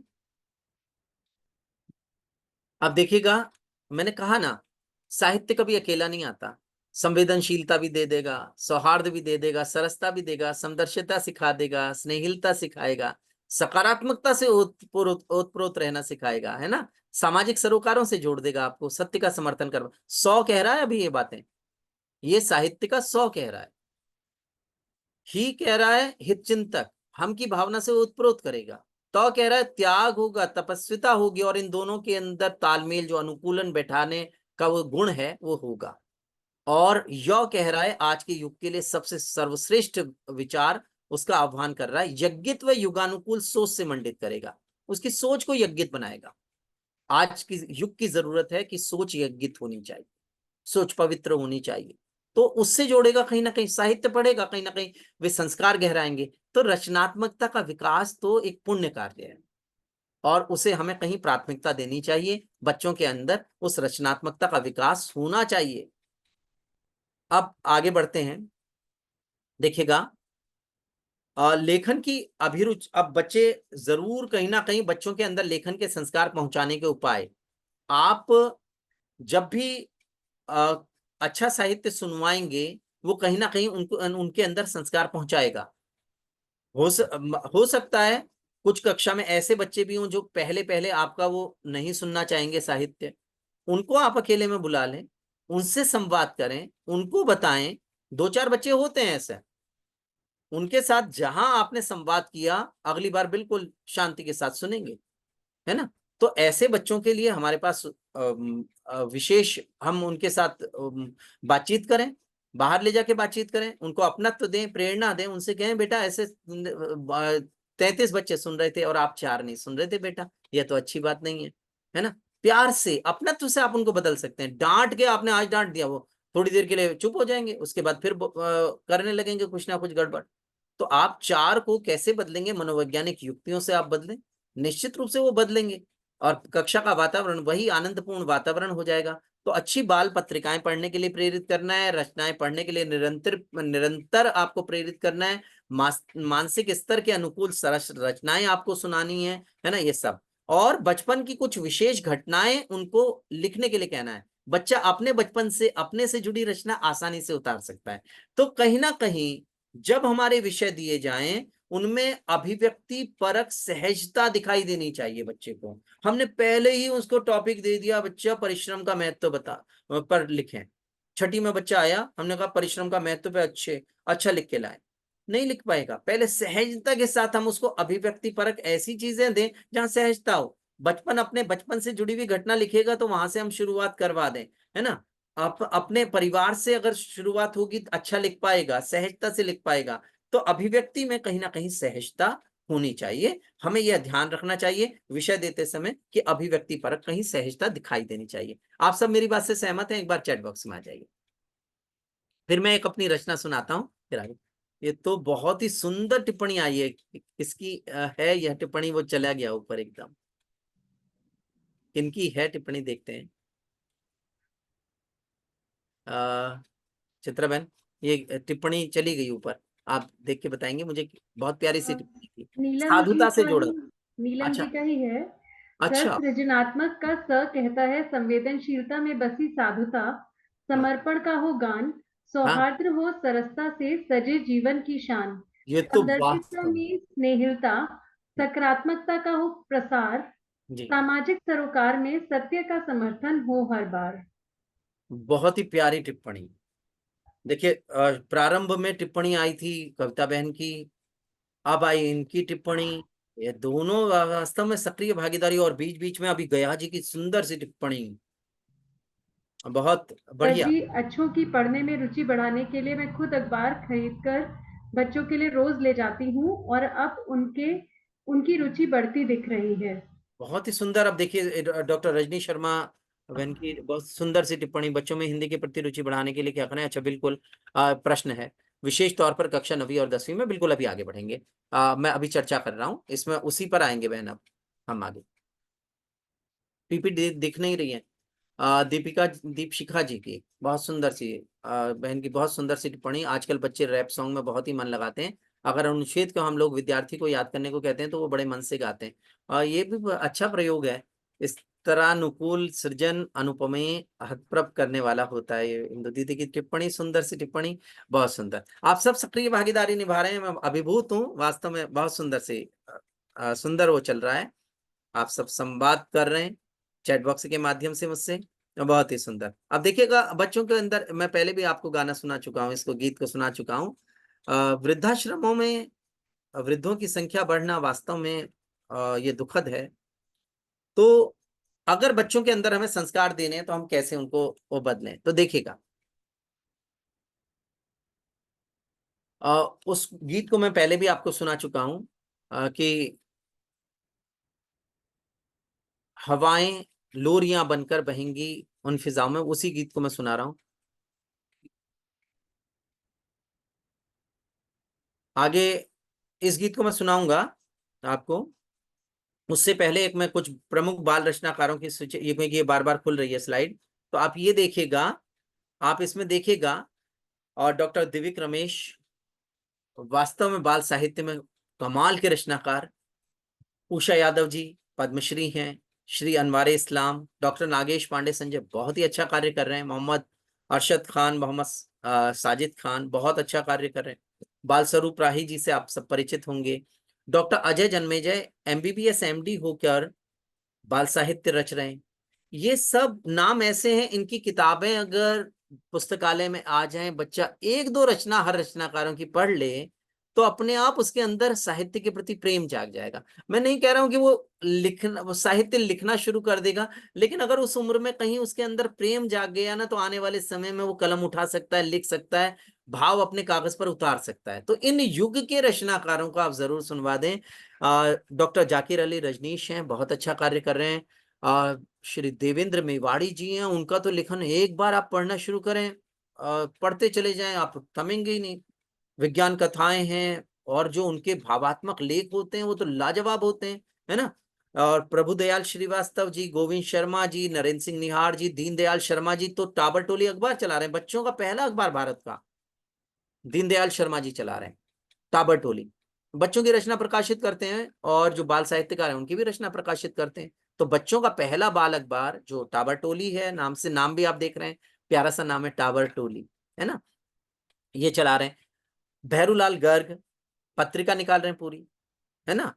तो श्री राकेश चक्र बहुत ही अच्छा, पुलिस सेवा में रहे लेकिन सृजन से जुड़े रहे, है ना। अब बहुत अच्छा, वो पहले से भी बहुत अच्छा लिख रहे हैं, अब तो पूरा समय वो लेखन को समर्पित कर रहे हैं।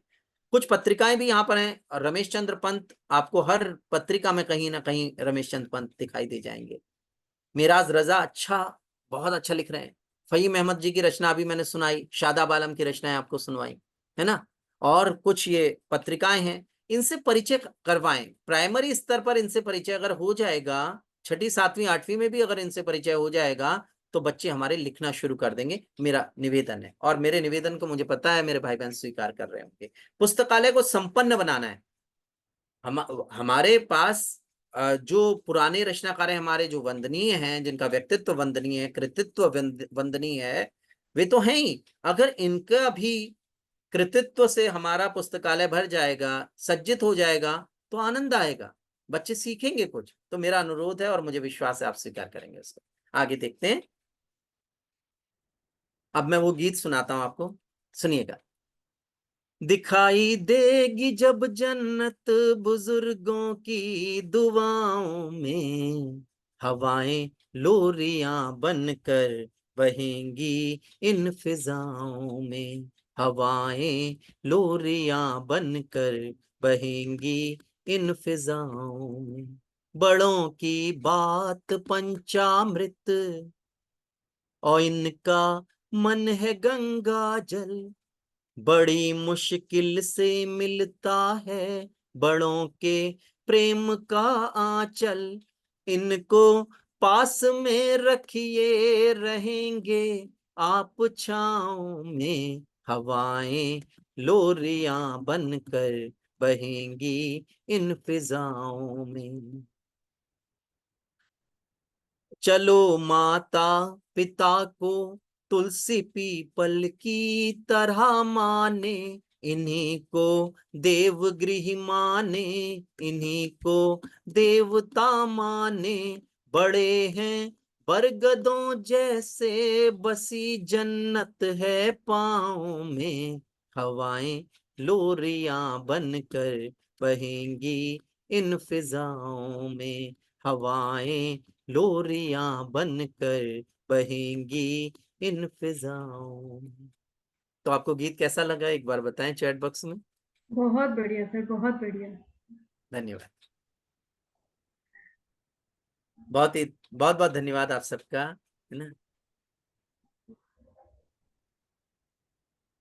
बहुत ही सुंदर, बहुत बहुत धन्यवाद। सर, आपकी कार्यशाला तथा रचनाओं की शब्दों की बुनाई में कला की सुगंध रची बसी होती है, जो हर रचना को अद्वितीय और जीवंत बनाती है। कार्यशाला का माहौल स्वतः ही प्रेरणा और सहयोग से परिपूर्ण हो जाता है। बहुत बहुत धन्यवाद, हार्दिक आभार आपका। किन की टिप्पणी है? नीलम जी। अच्छा, नीलम जी की। नीलम बहन का तो मतलब हृदय से साधुवाद।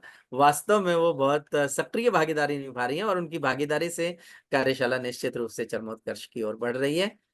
डॉक्टर नरेश जी जुड़े हुए हैं। अनुज, आत्मिक प्रस्तुति, बहुत बहुत धन्यवाद आपका। ऋतु शर्मा जी कहती हैं, हमारी भारतीय संस्कृति की जड़ों से जुड़ा गीत आपने सुनाया। और इंदु दीदी की बहुत सुंदर सी टिप्पणी, आज के कठिन दौर में समसामयिक कविता, बहुत बहुत धन्यवाद आपका। आगे बढ़ते हैं, है ना। देखिएगा, तो इन रचनाकारों को मेरा आह्वान स्वीकार करें। इन रचनाकारों से जो भी बजट हो स्कूल के पास में, उसके अनुकूल कुछ रचनाकारों को इसमें से चुन लें। और इनकी जो पुस्तकें हैं नेट पे कहीं ना कहीं उपलब्ध हो जाएंगी। आप जब सर्च करेंगे इनको तो इनकी पुस्तकें जरूर मंगवाकर कहीं ना कहीं पुस्तकालय को समृद्ध बनाएं, है ना। आगे बढ़ते हैं। अब देखिए, कुछ कलात्मक चित्र दिखाकर बच्चों से अभिव्यक्ति हम करवा सकते हैं। ये सारे चित्र हैं, बहुत प्यारे से चित्र हैं, आप देखें। अब इसमें हम थोड़ा यहाँ चित्रों पर इस समय बातचीत नहीं कर पाएंगे, है ना। और चित्र आपको बहुत प्यारे मिल जाएंगे। इस प्रकार के चित्र होने चाहिए। बस यहाँ पर आपको बताने का उद्देश्य, आप सब अनुभवी हैं और निष्ठावान हैं, इस प्रकार के चित्र आपके पास भी होंगे। हम अच्छे चित्र खींचें और या कहीं से लें और बच्चों तक उनको पहुंचाएं और उनसे कहें कि इस पर सहज अभिव्यक्ति, बेटा जो मन में आ रहा है ना उसको कागज पर उतार दें, तो यहाँ से शुरुआत हम कहीं रचनात्मक लेखन की कर सकते हैं। प्यारे से सुंदर से चित्र हमारे पास हो। अब देखिए यह भी बहुत प्यारा सा चित्र है, यह बहुत प्यारा सा चित्र है ना, माँ की याद दिलवाएगा और बच्चा सहज हो जाएगा अभिव्यक्ति करने में, लिखने में, माँ की याद आएगी उसको। और बिल्कुल माँ स्मरण आई, कक्षा में माँ स्मरण आ रही है कि हाँ कैसे वो उठती हैं, कितने बजे उठती हैं, कैसे वो हमारे लिए नाश्ता तैयार करती हैं, फिर ऑफिस का भी काम रहा उनको, ये सब याद आएगा उसको, है ना। और निश्चित रूप से अच्छा एक लेखन वो कागज पर आ जाएगा, है ना। ऐसे अब देखिए नवांकनों की रचना के बिना यह कार्यशाला अधूरी रहेगी। बहुत सुंदर सी कविता माहिरा की, है ना, और चित्र भी उसका माहिरा का ही चित्र है, माहिरा का ही ये कविता है। कोरोना काल में उसने लिखी थी, उसको पढ़ा तो अच्छा उसको लगा, तो हमने ये पत्रिका में उसको स्थान दिया, विद्यालय पत्रिका में। तो इस प्रकार की जो रचनाएं हैं यहाँ, माहिरा की रचना आ गई, और ये देखिए महिका कपिल की रचना है। ऐसे बच्चे जब साहित्य के संस्कार लेके जा रहे हैं और कल उनका है, वे अगर किसी अच्छे स्वाभाविक है वो अच्छे कहीं पद पर आसीन होंगे, तो क्यों नहीं समाज का ध्यान रखेंगे, क्योंकि उनकी कलम से लिखा जा रहा है, उनके दिल से निकल रही है ये आवाज, है ना। आप देखिए अंतिम पंक्तियां, वो पहले गरीबी का चित्रण करके लाई है बच्ची महिका, और उसके बाद देखिए क्या कह रही है वह कि खोल दो अपने मन के उदारता और दया के द्वार, वंचित लोगों के कष्ट को मिटा दो जड़ से और कर दो सामाजिक बुराइयों पर वार। तो अगर एक आह्वान 12वीं कक्षा में पढ़ती हुई बच्ची अगर कर रही है ना, तो निश्चित रूप से उसने दिल से कहीं आह्वान किया है, और कल वो अच्छे पद पर आसीन होगी तो कहीं वो प्रशासनिक दायित्व और जो सामाजिक सरोकार है ना, उनको निभाने में सक्षम हो पाएगी। है मेरी बात सही या नहीं, एक बार बताएं चैट बॉक्स में।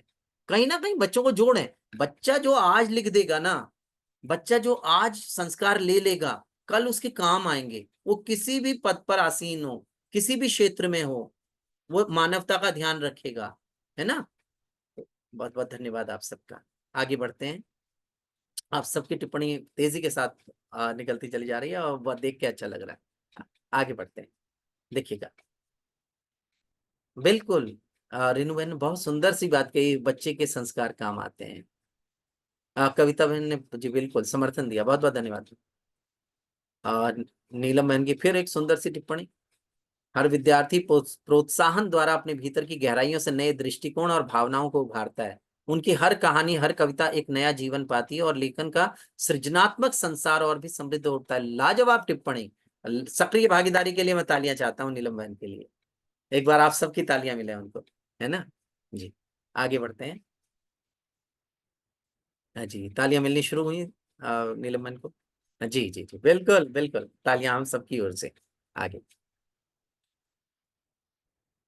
अब आगे देखिए कैसे हम मतलब बच्चों को हम बता रहे हैं कि क्या करना है। अगर हम बात कर रहे हैं लघु कथा की, तो मैं चाहता हूं इस लघु कथा को चित्रा बहन एक बार आप पढ़ेंगी।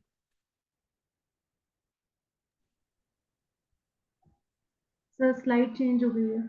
हाँ, माँ का कमरा। माँ का कमरा। अब माँ तो रही नहीं, पता नहीं इस राखी पर कोई बुलाएगा या नहीं। सोनाली इस सोच में डूबी थी। उसी समय फोन की घंटी बजी। बड़ी भाभी का फोन था। सोनाली दीदी, आप राखी पर 2-4 दिन पहले आ जाना। सोनाली तैयारी करके निकल पड़ी। मन में कुछ विचित्र से ख्याल आ रहे थे। माँ नहीं है तो क्या सब कुछ पहले जैसा रहेगा वहां? सोनाली मायके पहुंच गई। सबने बढ़िया स्वागत किया और उसका सामान माँ के कमरे में रख दिया, क्योंकि वह जब भी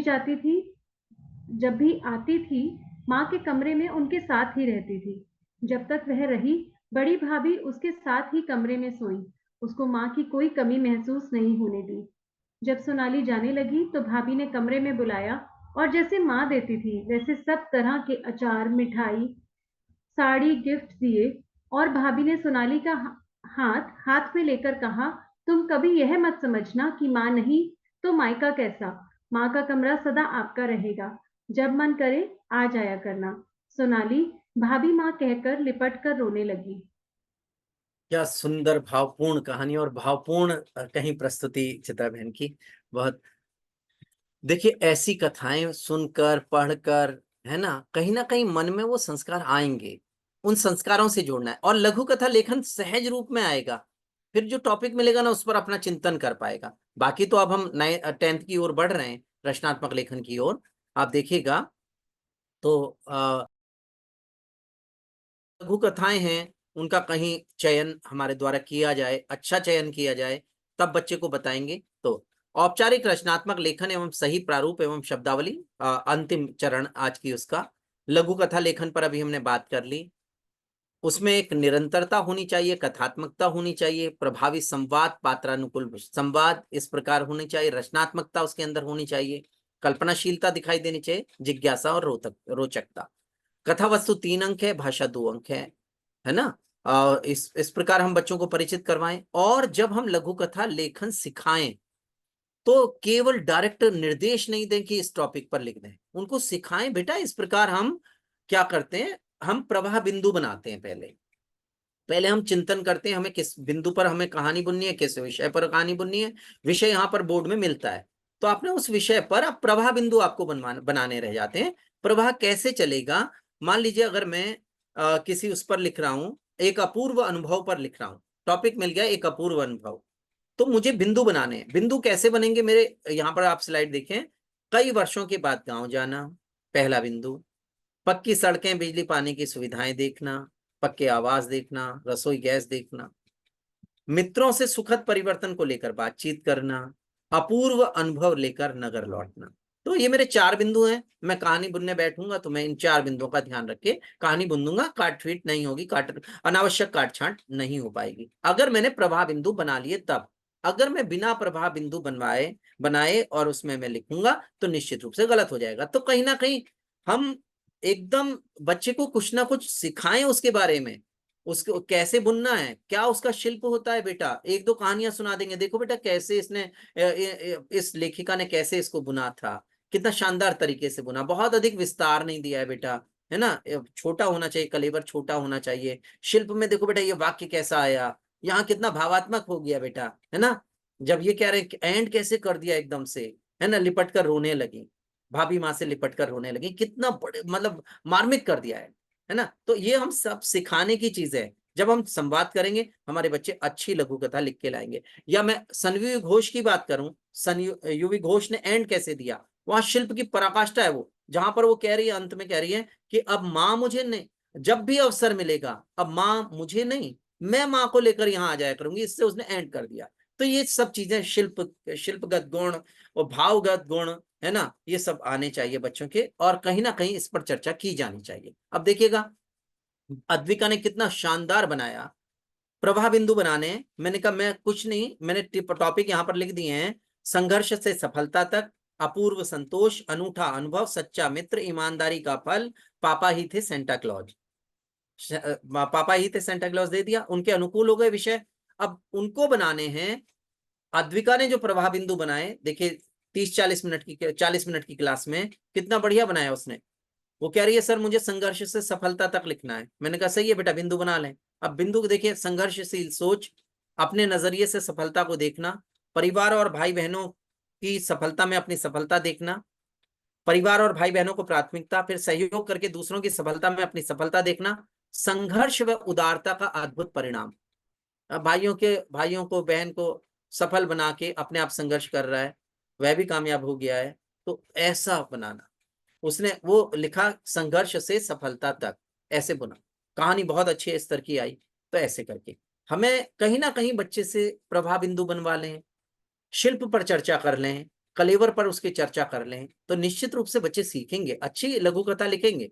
अब औपचारिक पात्र, क्योंकि विषय हमारा ऐसा है, इस पर मैं पहले भी बातचीत कर चुका हूं।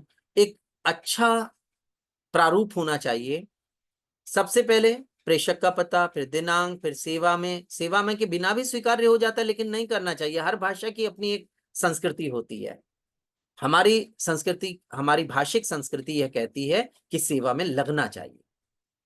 युग कुछ भी कह रहा है, लेकिन हमारी तो संस्कृति है, भाषिक संस्कृति है ना। तो वहां पर वो भाषा की जो मर्यादाएं हैं वो पूरी होनी चाहिए, है ना। तो वहां पर हम लगाएं श्रीमान, फिर यह आ गया प्रथम अनुच्छेद की भाषा कैसी होनी चाहिए, क्या हम उसमें लिखेंगे इसका ज्ञान होना चाहिए। सविनय निवेदन इस प्रकार है कि मैं आपके क्षेत्र का एक जागरूक निवासी हूं तथा आपका ध्यान अमुक समस्या की ओर आकर्षित करना चाहता हूं, बस और कुछ नहीं।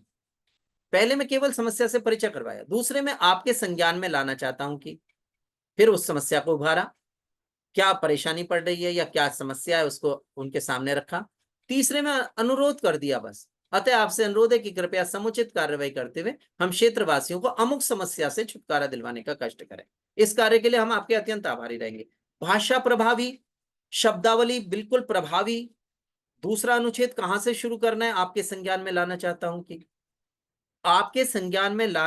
हूं कि देखते ही इवेल्युएटर अगर 4 देने वाले हैं तो 5 तक कलम पहुंच जाएगी।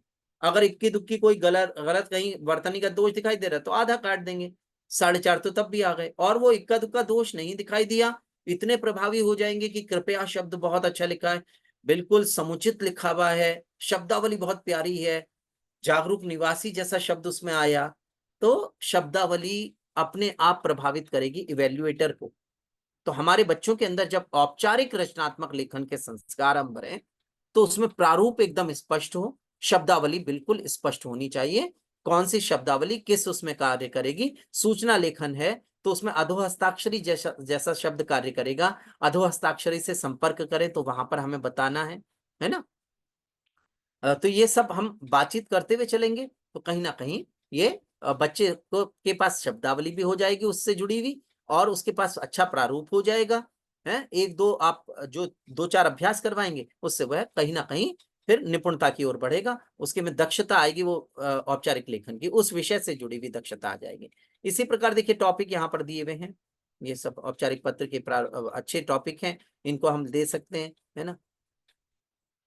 कविता बहन आपका कुछ प्रश्न है?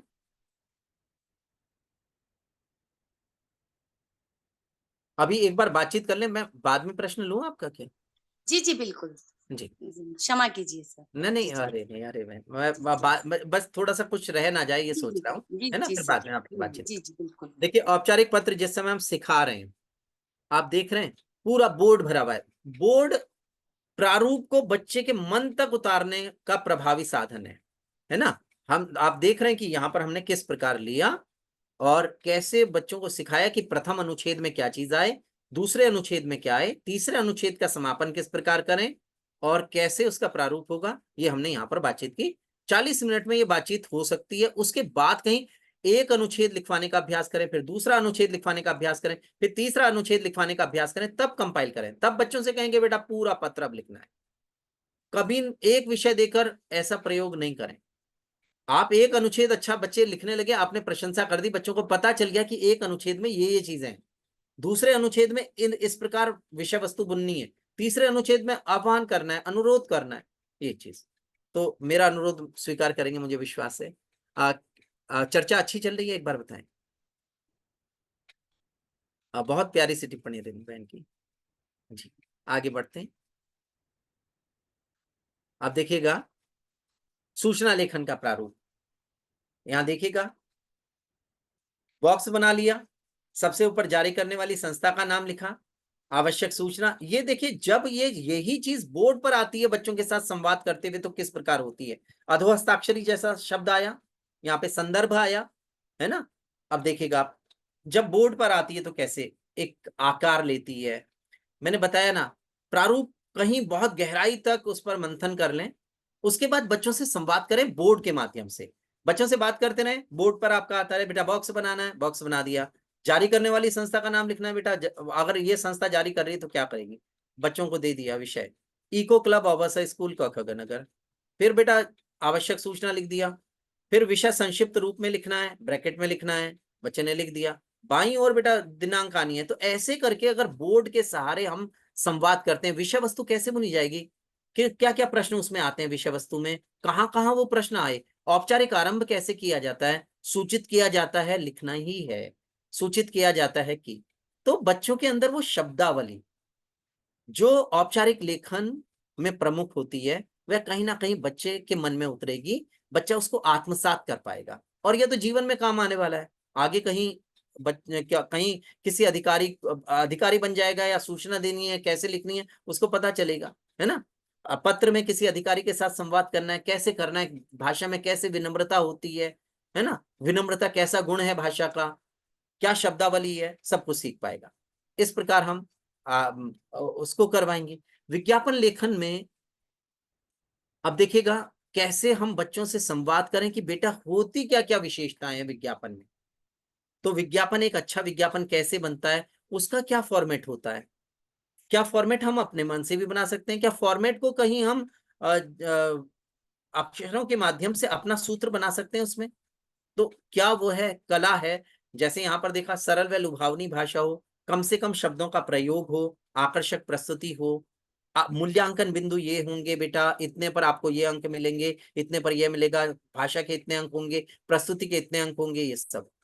अब आप देखिएगा बच्चों ने सूत्र बनवाया BNQOC, पहले बॉक्स बनाना है, फिर नेम लिखना है, फिर उसकी क्वालिटी लिखनी है, विशेषताएं लिखनी है ना, फिर ऑफर लिखना है, फिर कंपनी का नाम लिखना है या कलर करना है समय रहे तो। उन्होंने बना लिया अपना सूत्र BNQOC, ये बच्चों के बनाए हुए सूत्र हैं अपने।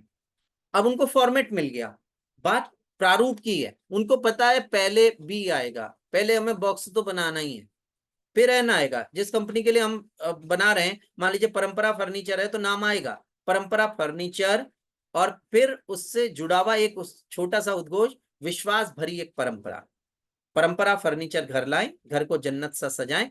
N फॉर नारा भी है ना, S भी लिख सकते थे लेकिन उन्होंने N फॉर नारा लिखा। फिर क्वालिटीज हैं, विशेषताएं, टिकाऊ एवं मजबूत, सस्ता भी अच्छा भी, 2 साल की गारंटी, छोटे रूप में, नए आकर्षक डिजाइनों में उपलब्ध, फ्री शिपिंग, मनपसंद डिजाइन पर यह छूट उपलब्ध 25% छूट के साथ, है ना। अब इसको आप कह के भी वैसे भी करवा सकते हैं कि जैसे रेडियो विज्ञापन होता है उसके रूप में भी करवाएं। ये आ गया आपका, है ना, गुप्ता जी गाड़ी वाले, ये बच्चों का अपना विषय है। उन्होंने कहा एक ऐसे विज्ञापन बनाते हैं मतलब जहां पुरानी गाड़ी बिकती हैं, तो ऐसे। साइबर ठगी, साइबर ठगी से उन्होंने अपना बना लिया, दूसरे सेक्शन में BSAEOP ऐसे करके बना लिया। बॉक्स है, स्लोगन है, तो बच्चा अपना सूत्र बना रहा है ना, तो उसको याद रहेगा। आप हम थोपे नहीं, बच्चे को कहें बेटा आप बनाएं अपने आप, यहाँ पे बना लें, आप कैसे बनाएंगे, इसको कैसे याद रखेंगे। तो बच्चों ने कहा हम तो सर BSAEOP बनाएंगे। अब देखिए पहला वाला सेक्शन क्या कह रहा है, वो कह रहा है BNQOCC बनाएंगे, तो ऐसे ही ये क्या कह रहे हैं, BNQOC बनाएंगे, उन्होंने डबल C कर दिया, इन्होंने पूरा ही चेंज कर दिया, BSAEOP ऐसे करके दे दिया। E फॉर इमोशनल वाक्य, अगर सामाजिक बनाना है तो कोई सामाजिक, जैसे यहां पर कहा ठग दे लालच देता है भारी, सोच समझ हर लेता सारी, ठग की बातों में ना आए, OTP ना कभी बताएं, ऐसा करके। फिर ऐसा ना हो कि आपकी गलती पड़े आपके खाते पर भारी, ये भावात्मक रूप से खींच लिया, इमोशनली खींचा। तो ऐसे करके बच्चे अपने आप बनाएंगे सूत्र। फिर ये ईमेल जी सर रेणु जी का प्रश्न है C क्या है? C फॉर किसमें, इस वाले विज्ञापन में यहाँ पर C फॉर कंपनी है, कंपनी का नाम लिखना है नीचे, और C फॉर कलर, समयानुसार चित्र व रंगों का प्रयोग, यहाँ भी कंपनी के लिए लिखा है, परंपरा फर्नीचर कंपनी, अबसर नगर, संपर्क ये। तो C for company, C for colour जी, है ना। तो आज हम जितना भी अधिकतम कर सकते थे हमने किया, क्योंकि हमने प्री प्राइमरी से शुरू किया और हम इसको लेकर 10th तक आए। आगे ईमेल लेखन का प्रारूप आपको पता ही है, लेकिन एक बार और देखना चाहते हैं तो उसी से हम समापन करेंगे। ईमेल लेखन देखेगा यहाँ पर, सबसे पहले हमने 2 और CC, जो हमें 2 में हमने लिखा, CC लिखा। कुछ लोग कहते हैं कि फ्रॉम का भी बना दें, तो वो भी कोई दिक्कत नहीं है, अगर बच्चा इसको 5 कॉलमों में कर दे तब भी कोई दिक्कत नहीं है। फ्रॉम से शुरू कर ले, 2 आ जाए, CC अगर ब्लैंक है तो ब्लैंक छोड़ दे, BCC ब्लैंक है तो ब्लैंक छोड़ दे, है ना। फिर सब्जेक्ट लिख दे वहां पे, मान लीजिए जैसे यहाँ लिखा है, जैसे पुनर्परीक्षा के संदर्भ में, रीटेस्ट के संदर्भ में। अब मैसेज बॉक्स में हमें दिनांक समय डालना है, वैसे तो बाय डिफॉल्ट ही आ जाता है, लेकिन यहाँ पर जरूर डाल दें, क्योंकि हमें दिनांक और समय के बिना वो अधूरा लगेगा। वहां तो दिखाई देती है, वैसे ही आ जाती है ना स्वतः, लेकिन यहाँ पर हमें लिख दें। फिर हम जिस पदाधिकारी को लिख रहे हैं पत्र, उसका उल्लेख करें, जैसे सामान्य उसमें हम करते हैं सेवा में, और एक जो सस्नेह अभिवादन नीचे जरूर लिख दें, क्योंकि आजकल इंग्लिश में भी चला हुआ है ग्रीटिंग्स ऑफ द डे, तो हम लिख सकते हैं। देखिए यहाँ पर क्षेत्रीय प्रबंधक door to door e commercial company कखग नगर अवश्य राज्य महोदय महोदया सस्नेह शुभकामनाएं। हल्का से हटावा कैसे है कि इसमें हम वो नहीं लिख रहे हैं कि पहला अनुच्छेद, दूसरा अनुच्छेद, तीसरा अनुच्छेद, ऐसे नहीं लिख रहे हैं।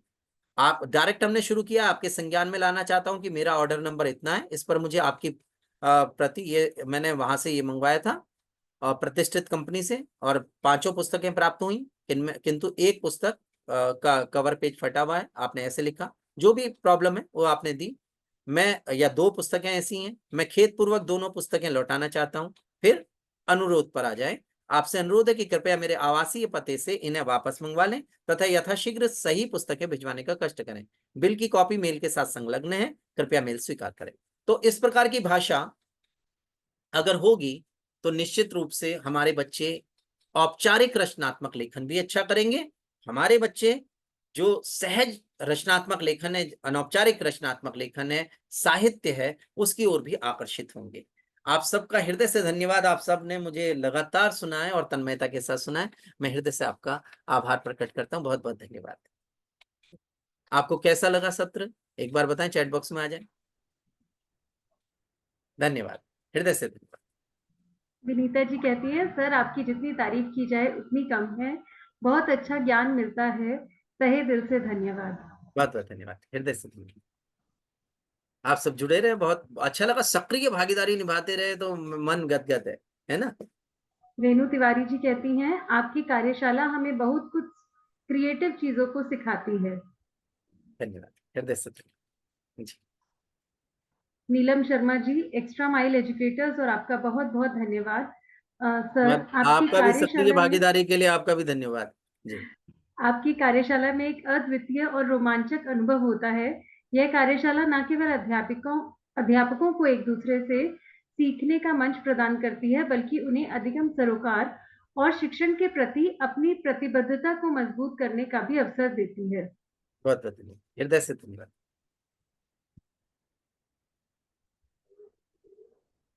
राकेश जी का बहुत सुंदर सी टिप्पणी, और भी बहुत सारी सुंदर टिप्पणी, बहुत बहुत धन्यवाद।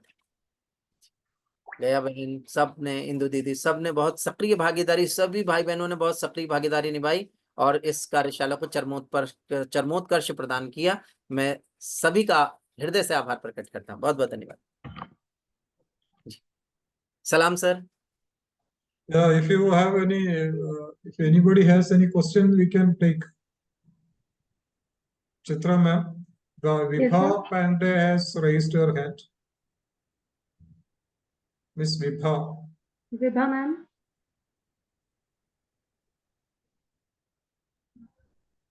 Miss Vibha, you can speak. Hello, we cannot hear you. She is unmuted, but we cannot hear. Then we will go to Indu ma'am. Indu ma'am please unmute. Salam sir, it's for you. I didn't receive a certificate of that workshop. I just want to tell you about the topic advanced lesson planning, the NEP way. Madam, what happens is sometimes it goes to the spam folder. You check the spam mail. Sir, every time I check that, and I have written so many times, but didn't get yet. Okay, you please write to me or you text me. So We will resolve it. You can send a WhatsApp message. I'm not there in WhatsApp group, sir. No, you can send me a WhatsApp message. I will send the number. Okay. I will send the number. Okay, thank you so much.